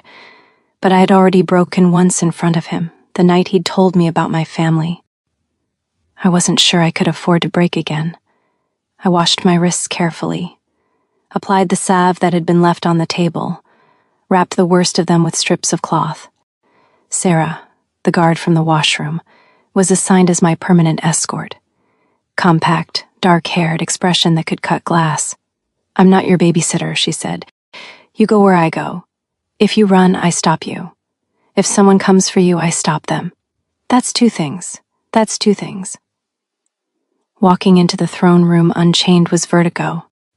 Same hall, same pillars, same crowd. But I entered through the main doors, on my feet, in clothes that fit. Dark gray, clean, the tunic cinched at the waist with a leather belt, My hair was washed and pulled back. My wrists were wrapped but visible. The bolt at the base of the throne, where my chain had been, sat empty, visible. The court stared. I kept my chin up. He was already seated, and the moment I crossed the threshold, his entire body went rigid. Not the small, controlled reactions I'd grown accustomed to. Not the fractional hitches and suppressed pulses. This was different. This was total. Every muscle in his body locked at once, and through the bond I felt his wolf slam forward with a force that would have brought a lesser man to his knees. I was walking toward him, upright, unchained, in his colors, and his wolf, starved for weeks, caged and denied and beaten back, saw its mate walking free and lost its mind. He stood up. The entire court went silent. Advisors froze mid-conversation. Warriors straightened. Because the Alpha King did not stand during a session, the Alpha King sat and the world arranged itself around him. He did not stand unless something was very wrong or someone was about to die. He descended one step, then another. His eyes were locked on me, not the controlled gaze of a king. Wide, unguarded, silver bleeding into the gray of his irises. His wolf was at the surface, and the man behind it was too stunned to cage it. I stopped walking. The hall held its breath. He crossed the platform, descended the last step, and walked down the center aisle toward me with a stride that had nothing of a king in it and everything of a wolf, closing the distance to something it would kill to protect. He stopped in front of me. Close. Too close for a throne room. Close enough that I could feel the heat pouring off his body, close enough that his scent hit me and the bond surged so hard my fingers curled at my sides. His hand came up. Not slowly, not with hesitation. His hand came up and cupped the side of my face. In front of everyone. 200 wolves watching. His thumb traced across my cheekbone. Firm, deliberate, possessive, and his eyes moved over my face with an intensity that bordered on pain. Reading me. Checking. Confirming I was real and here and his. His fingers slid into the hair behind my ear, tightened. The hall was so quiet I could hear the torches burning. Through the bond, everything. Every wall gone. No cage, no mask, no control. Just his wolf pressing against mine with the desperate, keening urgency of an animal that had been separated from its mate too long. And behind it, the man, stunned by his own hand on my face, horrified by the exposure, unable to make himself pull away. His thumb traced my cheekbone one more time. Slower, like he was memorizing the shape of it. Then the awareness hit him. I watched it happen. The exact second the king caught up with the wolf, his eyes shifted, widened. He registered the hall, the audience, his hand on my face, the fact that he'd just crossed a throne room and touched the woman he'd publicly denied with 200 witnesses. His hand dropped. The mask slammed back into place, but too late, way too late. The damage was done. I could see it in the advisors' faces, in the way Theron closed his eyes, in the way the warriors exchanged glances that said, "We all just saw that." "Your position is at the advisory table," he said. His voice was flat, controlled, but his hand, the one that had just been on my face, was curled into a fist at his side, trembling. "Theron will brief you." He turned and walked back to the throne. Sat. The iron groaned. He didn't look at me again for the rest of the session. But through the bond, I felt the aftershock. Not regret, something more complicated. The shattering awareness that his control had failed, completely and publicly, and the dark, terrified, exhilarating undercurrent beneath it, and it felt like relief. The first days established my position. I attended sessions, listened, learned the rhythms of his court. I briefed scouts. I provided intelligence that his formal network couldn't match. And slowly, carefully, I began to matter. Each time I spoke, I felt the room recalibrate, not accepting me, not yet, but acknowledging that the rogue who'd been chained to the throne knew things they didn't. Through the bond, I felt something from him that I could only describe as hunger, not physical. The hunger of a man watching the woman he'd denied becoming someone his kingdom couldn't afford to lose. On the third evening after my release, he came to my room, earlier than usual, not yet dark. He filled the doorway, shoulders spanning the frame, hands at his sides, cataloging the small space with his eyes. His gaze caught on the bed, held for a fraction of a second. Through the bond, a flash of something hot and involuntary that he killed before it fully formed. Then his eyes dropped to my wrists, the wrappings. He went still, a different kind of still from the throne room stillness, the stillness of a man who has just seen something that changes the internal math. "How long?" he said. "Since the first day." "You didn't—" He stopped. 12 days. It's healing." He crossed the room in 2 strides. "Show me. It's fine. Show me."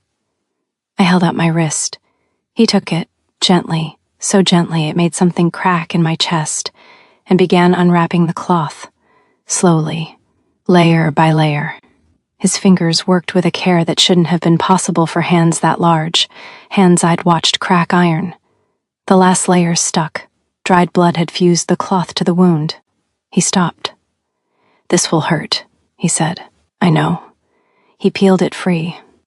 I didn't flinch, but my jaw tightened, and through the bond he felt everything I didn't show. He looked at the wound, both wrists exposed now, raw, weeping, the skin abraded to the layer where you could see the pink of underlying tissue. 12 days of iron, 12 days of hiding it, 12 days of blood drying and reopening and drying again. A sound came out of him, low, not a growl, not a word, a sound of pure, undiluted anguish. "I did this," he said. "The chains did this.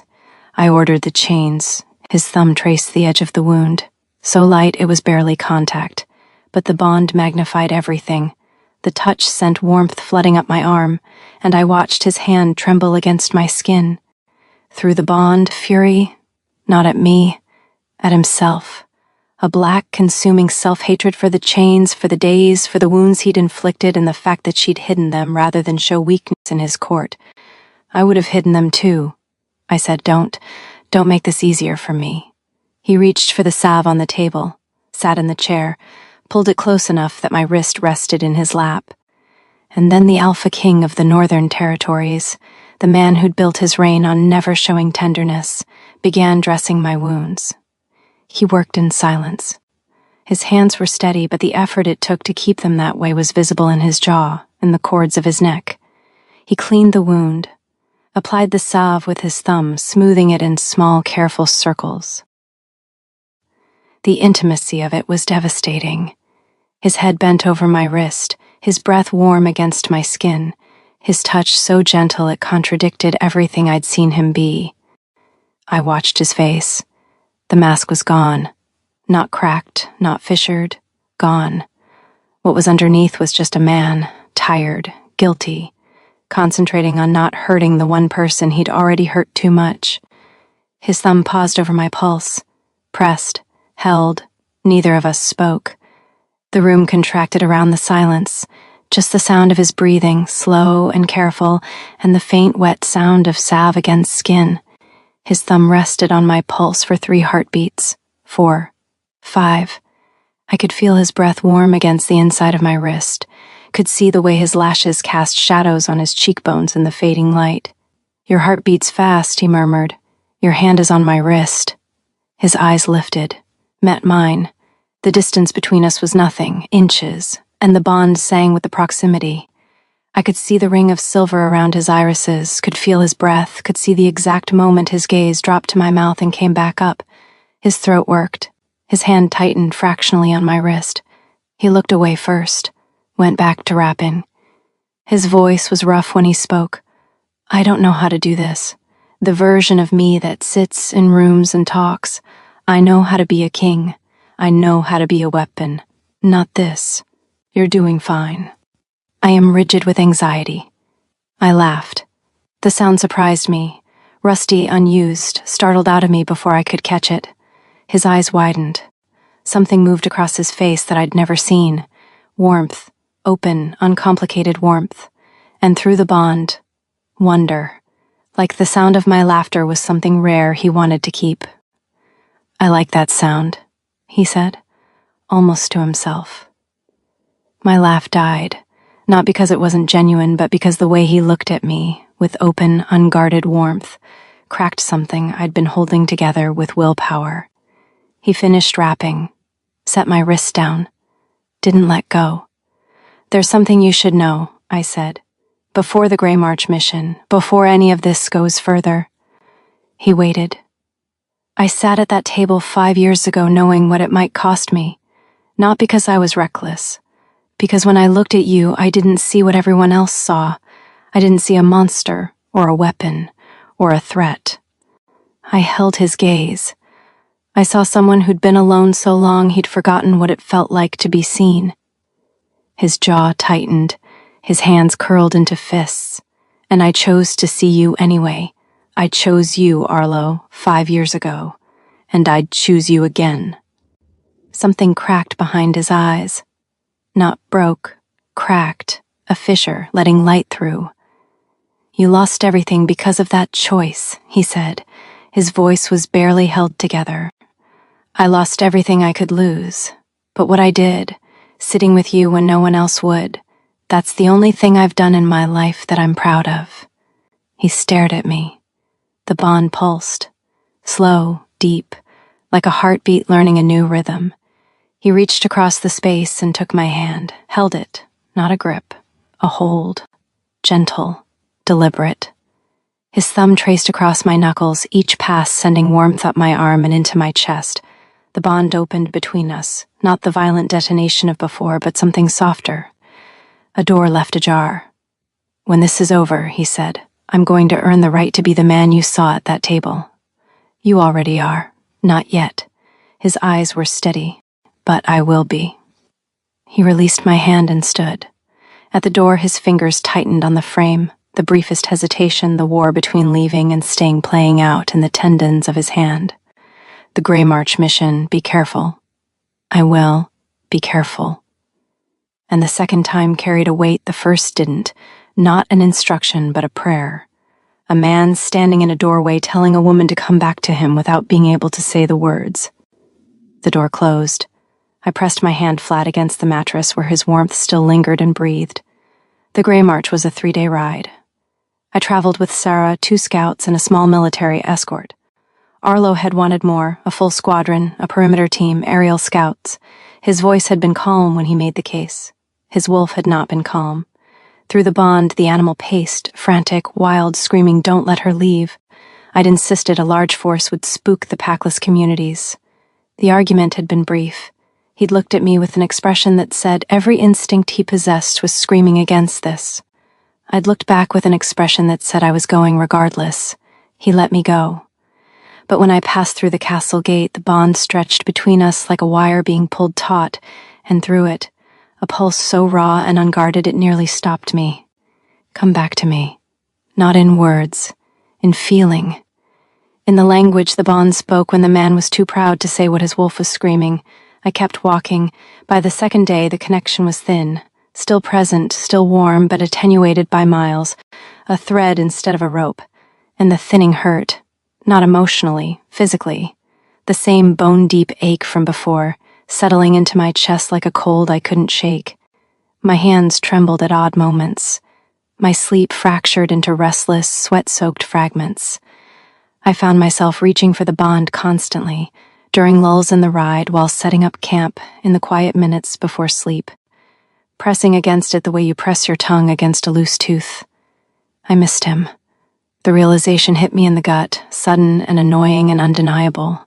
I missed the weight of his presence, the way the air changed when he was near, the low rumble of his voice, the heat of his shoulder against mine. I missed a man who'd chained me to a floor for 12 days. I pushed it down and focused on the mission. Mora was waiting at the edge of the Packless settlement, an elderly female wolf, walking stick in hand. "I heard you'd been taken," Mora said. "I was. I'm here now." Mora's gaze swept the escort, the Ashenmore insignia, Sarah's military stance. "You come wearing a king's colors. I come with a real offer, protection, territory, recognition. In exchange for information. Everything you know about the Valen operation." Mora's eyes sharpened. "So you know about that." "I know they destroyed my family. I know they've been using the Packless as infrastructure for years. And I know they're about to move. In exchange for information. Everything you know about the Valinor. Mora was quiet for a long time. Then, come with me. The settlement was larger than I remembered. Nearly 300 wolves. Families, children, living in the gaps no one claimed because no one cared. I knew these people. I'd been one of them. And now I was standing in their camp, wearing the colors of a king who'd never once looked at the margins of his own kingdom. The intelligence Mora provided was staggering. Supply caches, communication networks, weapon stockpiles in abandoned mines, and a timeline. Weeks, Mora said. Maybe less. I sent 2 scouts ahead with the initial intelligence, stayed another day to formalize arrangements, making promises I intended to keep because these people had kept me alive when no one else would. Then I broke camp and moved fast. We were 90 minutes from the castle walls when it happened. The attack came from 3 sides, not bandits, organized. 10 wolves in shifted form, silent, hitting the escort's flanks in perfect coordination. Valen trained. Sarah shifted mid-stride and threw herself at the nearest attacker. The escort responded. Wolves against wolves, the sounds of combat splitting the forest's silence. But the attackers weren't targeting the escort, they were targeting me. 3 broke through the line. Fast. Trained. Eyes locked on me. I shifted, silver gray, lean, built for speed. I dodged the first. Felt teeth graze my flank, a line of fire along my ribs. I spun, snapped at the second, caught skin. The third hit me from behind. I went down hard. Teeth at the back of my neck, the dominant hold. Submit or die. I thrashed, snarled, but the wolf was twice my weight. The jaws tightened. I felt the pressure on my spine. Then a sound split the air. Not from the forest, from inside my chest, through the bond. A roar. Not something I heard with my ears. Something I felt. Seismic, tectonic. The bond, attenuated by distance to a thin thread, suddenly blazed white hot. The thread became a rope, became a chain, became a flood. I felt him, not close, not in the forest, but coming. Covering ground at impossible speed. His wolf fully emerged, the man submerged, and the creature racing through the dark was not a king or a politician or a strategist. It was something ancient and furious and absolutely certain of one thing. Someone had touched what was his. Through the bond, I felt his mind. Not thoughts. He was beyond thoughts. Pure animal, pure terror. The terror of a male wolf whose mate is hurt and miles away and he can't get there fast enough. Sarah tore the wolf off my neck. Run! I ran. Bleeding, panting, my wolf's legs eating ground. The castle walls rose through the trees. I hit the gate in wolf form and shifted back, stumbling to my knees, blood soaking through my shirt. Get the king, I gasped. I didn't need to. He was already there. A crash of doors, thunder of footsteps, the sound of a castle rearranging itself around a force of nature. He burst from the main hall at a dead run, something the court had never seen, something that broke every rule he'd set for himself, and stopped when he saw me. On my knees, blood on my side, shaking. His face cracked. Not the small fissures I'd been tracking for weeks, a full, devastating fracture, eyebrows pulling together, jaw unlocking, eyes blowing wide with something that looked like agony. His wolf was so close to the surface I could see it in the silver ring around his irises. The low, continuous growl from his chest was not anger. It was terror. He crossed the distance, dropped to his knees in front of me, in the open, in front of guards and servants and whoever else was watching. The Alpha King, on his knees, in front of the woman he'd publicly denied. His hands found my face. Both hands, cupping my jaw, tilting my head, scanning for damage with the desperation of a man who wasn't sure I was real. His palms were warm and shaking. You're bleeding, he said. His voice. Shattered glass, no composure left. It's shallow. You're bleeding. His thumb traced my cheekbone, his hands shook. They touched you. They put their teeth. His voice broke. Actually broke. The Alpha King's voice cracking in a courtyard full of witnesses, his hands trembling against the face of a woman he'd chained to a floor 2 weeks ago. I lifted my hands, shaking, blood-stained, and pressed them against his chest, over his heart. The bond detonated on contact, flooding us both with the full, staggering wave of what we'd felt across the distance. His terror, my pain, his fury, my relief, all of it crashing together. "I'm here," I said. "I'm alive." He pressed his forehead against mine, eyes closed, breathing ragged, his hands still on my face, my hands still on his chest. Through the bond, the full, staggering weight of what he'd experienced, the moment the bond had screamed, the moment his wolf had seized control, the minutes of running without knowing if he'd find me alive. Terror. The absolute annihilating terror of a man who had just discovered that his worst fear wasn't losing his kingdom. It was losing me. "This is why," he said. Raw, broken. "This is what happens. And I'm here, I came back.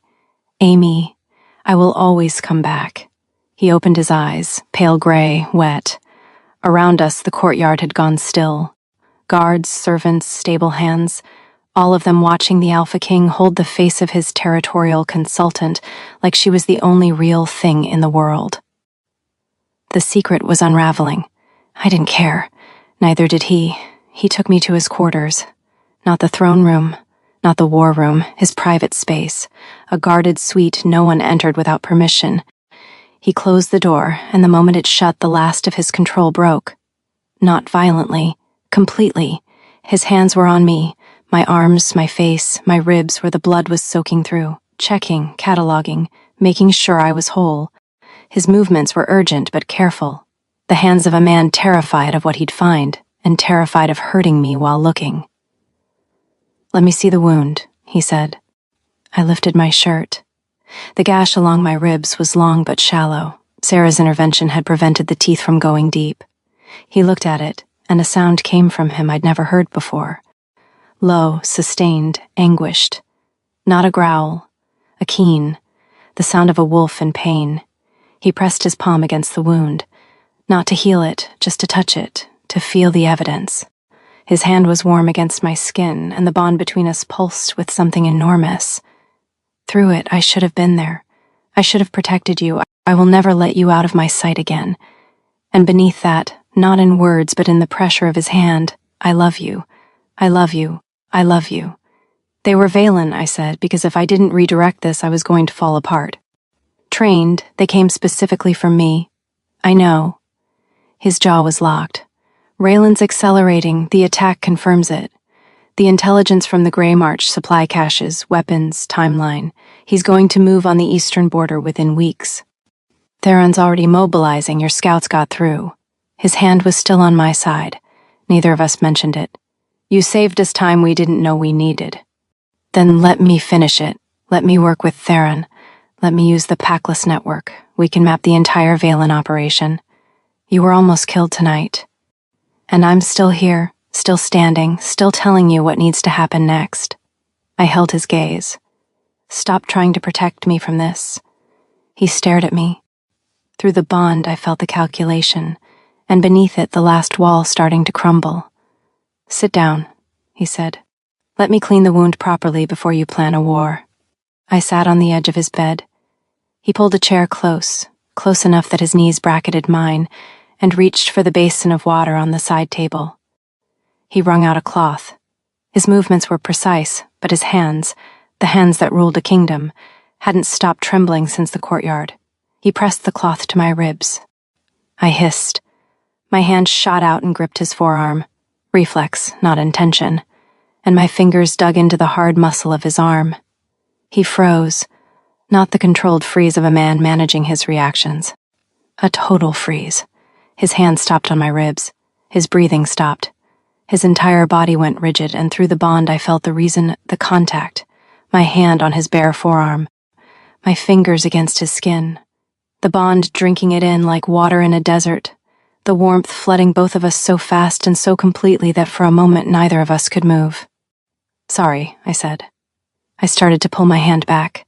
His free hand covered mine, pressed it against his arm, held it there. Don't, he said.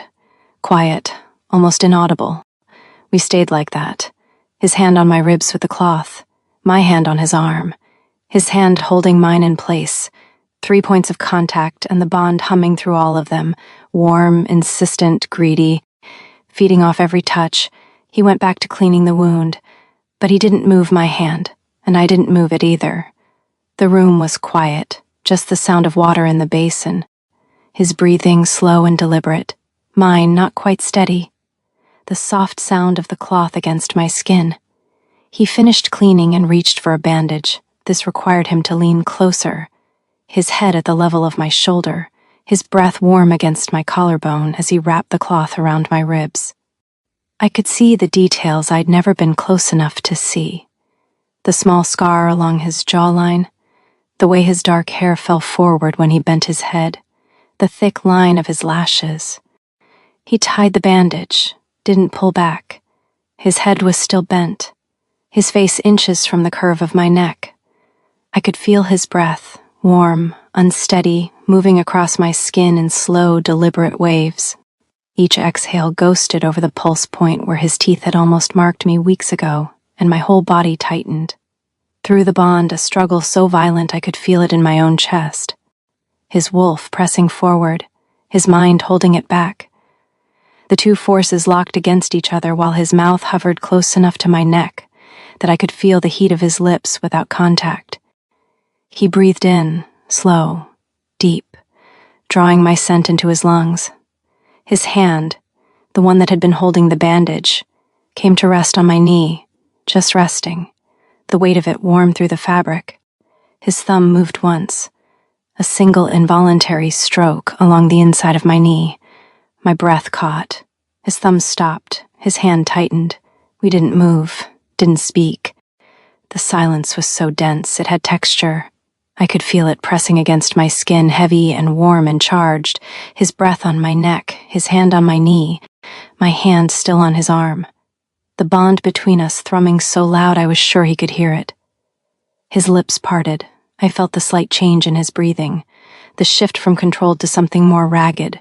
His mouth was close enough to my throat that if I turned my head even slightly, my jaw would brush his hair. I turned my head. My jaw grazed his temple. He inhaled sharply, a sound like he'd been cut, and his hand on my knee tightened hard enough that I felt each finger. Neither of us moved. His forehead dropped to my shoulder. Just resting there. The weight of him, the weight of everything he was carrying, pressing against me in a gesture so simple and so vulnerable it nearly undid me. Amy, my name against my skin, barely a whisper, the vibration of it traveling through my collarbone and into my chest. I know, I said. I can't. I know. If I start. He lifted his head. His face was inches from mine. I could see every detail, the pale gray of his irises, the silver ring where his wolf pressed close, the way his gaze moved from my eyes to my mouth and stayed there. The muscle in his jaw ticked. Once, twice. The space between us was nothing. A held breath, a heartbeat. I could feel the heat of his mouth, could see the moment his resolve wavered, the way his head tilted fractionally, closing the distance by a centimeter. Then another, his nose brushed mine, the lightest contact. And the bond howled, not with pain, with proximity, with the torturous, exquisite almostness of a kiss that hadn't happened yet. I felt his lower lip graze mine. Not a kiss, the ghost of one, a tremor of contact so light it was barely real. But it sent a shockwave through the bond that made us both gasp. He pulled back, an inch. His eyes were wild, the silver almost overtaking the gray. "Tell me to stop," he said. His voice didn't sound like him. It sounded like something that had been scraped raw. I looked at him, this man, this impossible, terrified, devastating man who had denied me and protected me and almost destroyed me and couldn't stay away. "Claim me," I said. The words landed between us like a blade. The war, claim me, not because it's safe, not because the timing is right, because every night we spend pretending this isn't real is a night we don't get back. My voice cracked. I let it. I have spent 6 years surviving alone, and I am so tired of being the strong one, Arlo. I am so tired of being the woman who endures. I lifted my hand and pressed it against his jaw. His eyes closed at the contact. His whole body shuddered. One full tremor from his chest through his shoulders, the shudder of a man who'd been bracing against something for so long that the slightest kindness shattered him. Let me be the woman who is chosen. The silence lasted 3 heartbeats, each one a lifetime. I saw the exact moment it happened, the moment the man who'd controlled everything for 4 years decided to stop. His eyes changed, not the color, not the intensity, but the quality. The resistance drained out of them. The cage opened. And what rushed forward was not the controlled king or the strategic mind. It was the wolf and the man, together, for the first time, pointing at the same thing. He didn't close the distance. He erased it. One hand slid to the back of my neck. The other gripped my waist. He pulled me against him, not gently, not carefully, with the overwhelming desperation of a man who had been holding his breath for weeks and was finally allowed to breathe. His mouth found mine. The kiss was not gentle. It was a drowning man breaking the surface, desperate, consuming, with the overwhelming relief of finally giving in. His hand in my hair, gripping, tilting my head back.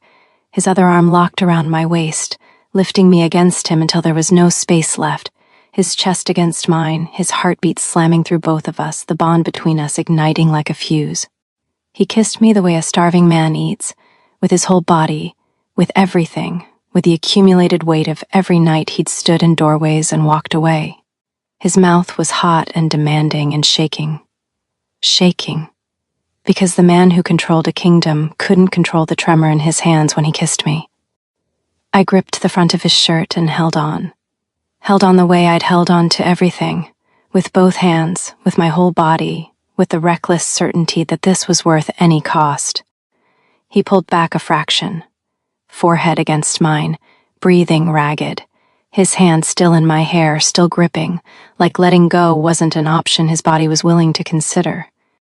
"Tell me to stop," he said. His voice was wrecked. "Tell me to stop and I will. Don't you dare." He made a sound, half laugh, half groan, and kissed me again. Slower this time, deep, with the patience of a man who had just realized he wasn't stealing something, he was being given it. His mouth moved along my jaw, down my neck. His teeth grazed the spot, the place where the mark would go, and my whole body arched against him, my wolf keening, my hands fisting in his shirt. He paused there, his lips against my pulse, his breath coming in short, harsh waves. Through the bond, I felt the war, the final war, the last one, the wolf straining forward with every fiber of its being and the man holding it back by a thread that was fraying second by second. "Here?" he murmured against my skin. Yes. He didn't move. His mouth hovered over the spot and I could feel his canines, extended now, the tips pressing feather-light against my pulse. Not biting, holding. The unbearable, excruciating pause of a man who understood that the next second would change everything. Through the bond, a torrent. His fear, his desire, his grief for every day he'd wasted. His certainty, absolute, bone-deep, terrified. That this woman was his and had always been his and would always be his, and that the only thing worse than the risk of claiming her was the certainty of losing her if he didn't. His teeth pressed harder. I felt the points against my skin, not yet breaking through. Hovering at the threshold, my hand found the back of his head, fingers sliding into his hair. I pressed him closer, not forcing, choosing, telling him without words, "I'm not afraid, I want this, I want you, all of you."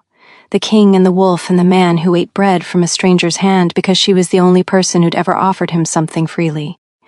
He made a sound against my throat, a sound that was barely human, a sound torn from the deepest part of him, and his teeth broke skin. The bond ignited. Not one-sided anymore. The full bond, both sides. A connection so deep and total it rewrote the world. I felt his heartbeat in my chest, not through the bond, in me. Felt his wolf surge forward to meet mine, the two animals slamming together with a force that was not violence but recognition. Two halves of something that had always been whole, finding each other across years and distance and denial. The bond completed with a sound I felt rather than heard. A click, like a key turning in a lock, like the universe settling a debt. The rush of it staggered us both. He gripped me harder. I gripped him harder. The world tilted, righted itself, and settled into a new configuration. One where I could feel him, all of him. Not through a wall, not through a cage. The full, staggering totality of Arlo. His fear and his strength and his devotion and the quiet, fierce tenderness he'd buried so deep even he'd forgotten it existed. And he could feel me. My stubbornness, my grief, my loyalty. The reckless, self-destructive love that had made me sit at a table with a dangerous man and push bread toward him when the whole world said run. When we pulled apart, we were both breathing hard. His forehead against mine. His hand at the back of my neck where the mark now burned. Warm, permanent, his. Mine, he said. Quiet, absolute. The word his wolf had been screaming since the first moment I'd crossed his threshold. Finally spoken aloud, finally real. Yours. I pressed my hand against his chest, felt his heart hammer under my palm. And you're mine. All of you, the king and the man. His hand cupped the side of my neck. His thumb found my pulse, rested there, pressing gently, counting it, committing it to memory.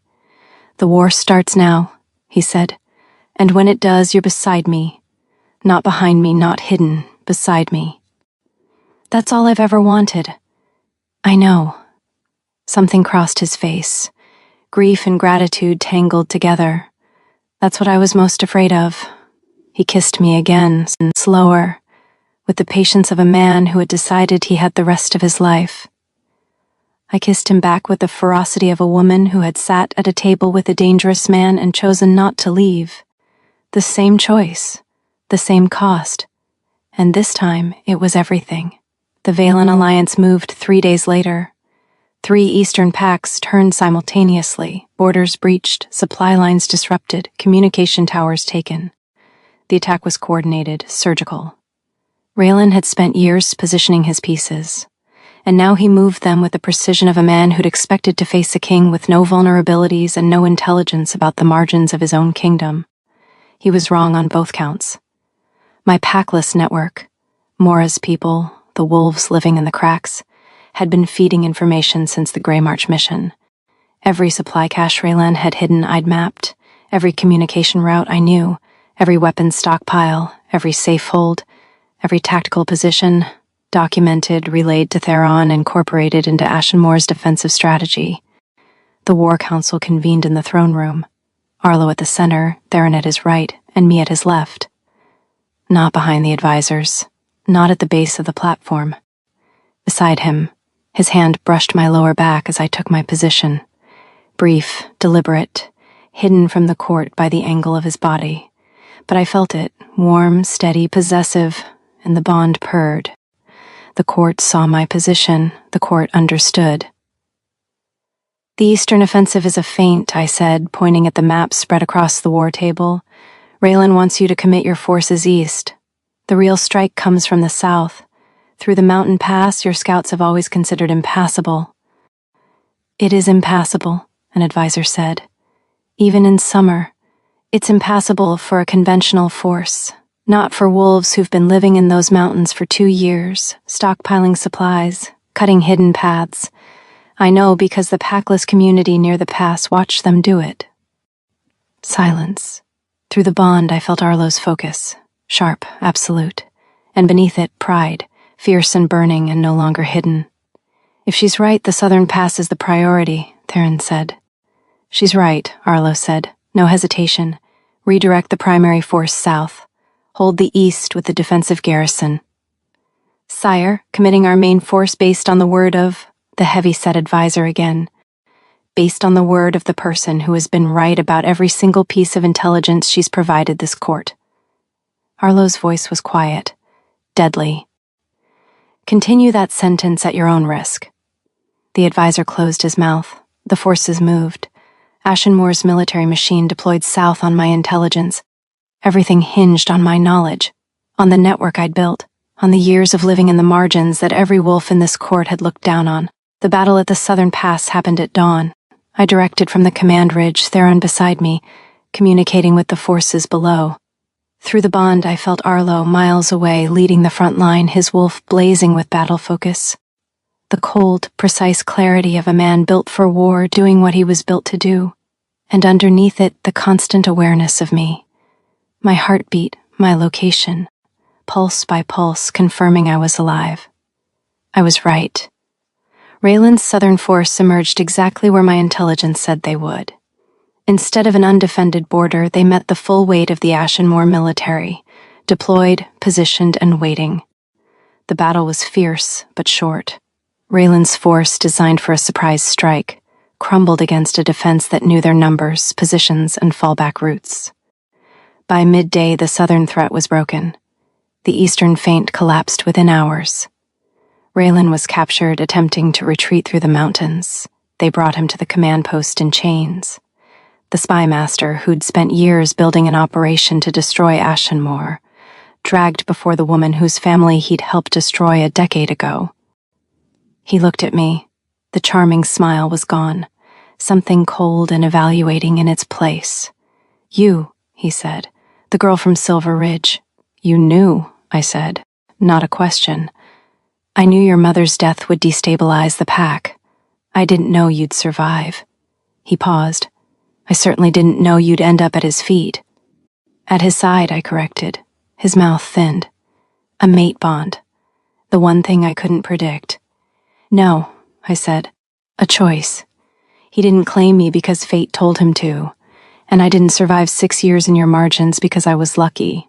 I survived because the people you used as infrastructure, the wolves you displaced, threatened, exploited, chose to help me.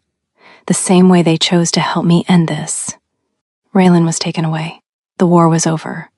And the woman who'd been dragged into a throne room in chains had just saved the kingdom that had chained her. The throne room was full. Every seat, every standing position, every inch of wall space. Word had spread through the kingdom. The Alpha King was making an announcement, something the court could feel in the air like pressure before a storm. I stood at the base of the platform, not chained, not kneeling, standing in dark blue, the color of the Ashenmoor pack, shoulders straight, chin level. My wrists were still scarred. I didn't hide them. Sarah stood behind me, expression unreadable, though something like satisfaction flickered in her eyes. Theron stood to the side, arms folded, and for the first time I saw something on his scarred face I'd never seen. A smile, small, almost hidden. But there, the hall waited. The main doors opened. The Alpha King entered. He moved differently today. The power was still there, the authority that oriented every wolf in the room like iron to a magnet. But underneath, something new, certainty. Not the cold certainty of a king making calculated moves, the warm certainty of a man who had stopped fighting himself. He climbed the platform, stood in front of the throne. He didn't sit. 2 weeks ago, he said, his voice reaching every corner of the hall, a woman was brought to this court in chains. I told you she was a rogue, a trespasser. I told you she was nothing to me. Absolute silence. I lied. The murmur that followed rippled through the crowd like wind through grass. I lied because I was afraid, because the enemies at our borders had spent years preparing to destroy us, and I believed that acknowledging the bond between us would give them the weapon they needed. He paused, let it land. I was wrong. No murmur this time. The hall was holding its breath. The weapon that defeated our enemies was not my strength. It was not the army I built. It was not the fear I cultivated. His eyes found mine across the room. Through the bond, I felt the full force of what was behind those eyes. Every wall down, every defense gone. Nothing between us but the truth. It was the woman I chained to my throne and called a prisoner. He descended the steps, slowly, every footfall measured. The court watched, 200 wolves tracking their Alpha King as he walked the center aisle toward the woman at its end. He stopped in front of me. And then the Alpha King, the most feared wolf in the Northern Territories, the man who had built his entire reign on the principle of never showing weakness, did something no one in that room had ever imagined. He knelt, one knee In front of me, in front of everyone. The sound that went through the court was not a gasp, it was deeper. Seismic, the kind of sound a room makes when something fundamental shifts. He looked up at me, pale gray eyes, open, no mask, no wall, no throne between us. I chained you, he said. I denied you. I called you nothing when you were everything. And you stayed. You fought for my kingdom. You saved my people with the skills I tried to make invisible. His voice held steady, but through the bond I felt the tremor, the enormous wave of everything he'd held back.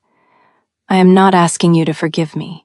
I'm asking you to let me spend the rest of my life earning the right to stand beside you. 200 wolves, not a breath.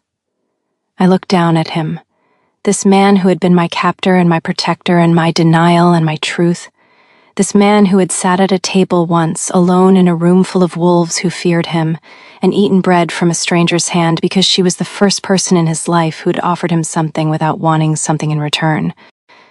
I should have made him wait. Instead, I reached down and took his hand, because that was who I was, the woman who gave too quickly, who forgave before she was asked, who chose people the moment her heart decided, regardless of what it cost. Get up, I said. He rose, our hands joined. His grip was firm and warm and certain. No more chains, he said, quiet. For me, no more shadows, I answered. He turned to face the court, my hand in his. His voice filled the hall. She is my mate, my equal, my queen, and the woman who saved every wolf in this room while most of you pretended she didn't exist. He lifted our joined hands, not possessive, not performative, declarative, as simple and inarguable as gravity. I was a king on a throne. She made me a king worth following. Theron moved first, drew his blade, knelt, one knee, head bowed. The formal allegiance, not to the king alone but to us both. Sarah followed, then the warriors. Then the advisors, one by one, the heavy-set skeptic last and slowest but kneeling nonetheless. The sound of 200 wolves bending their knees filled the hall like the rush of a tide. Not perfect, not universal, but real. More than enough. I looked at Arlo, his face was composed for the room, kingly, the mask in place. But through the bond I felt what was underneath. Relief. The bone-deep, staggering, devastating relief of a man who had carried the weight of the world alone for so long he'd forgotten what it felt like to set it down. I squeezed his hand. He squeezed back. Amy. She stood beside my throne, not at its base, not in chains, beside it. A chair had been placed there, not iron, not rough-hewn, but solid, built, a seat of its own. The court had changed. It would keep changing.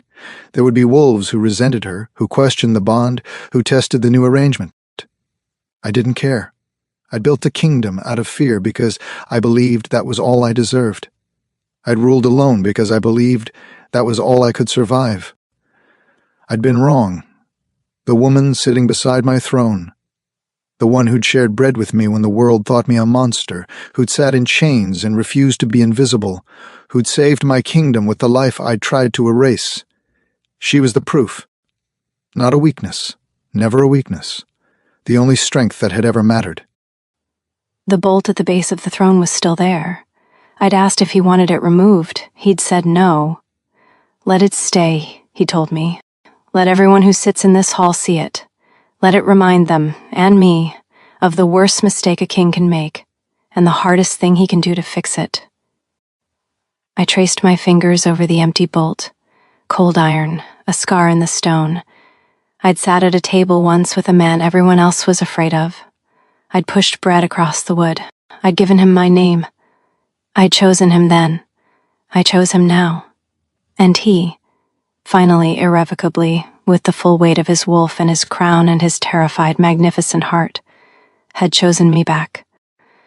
The hall held, the kingdom held, and at the base of the throne where I'd once been chained, the bolt sat empty, a monument to the space between what fear makes us do and what love makes us brave enough to.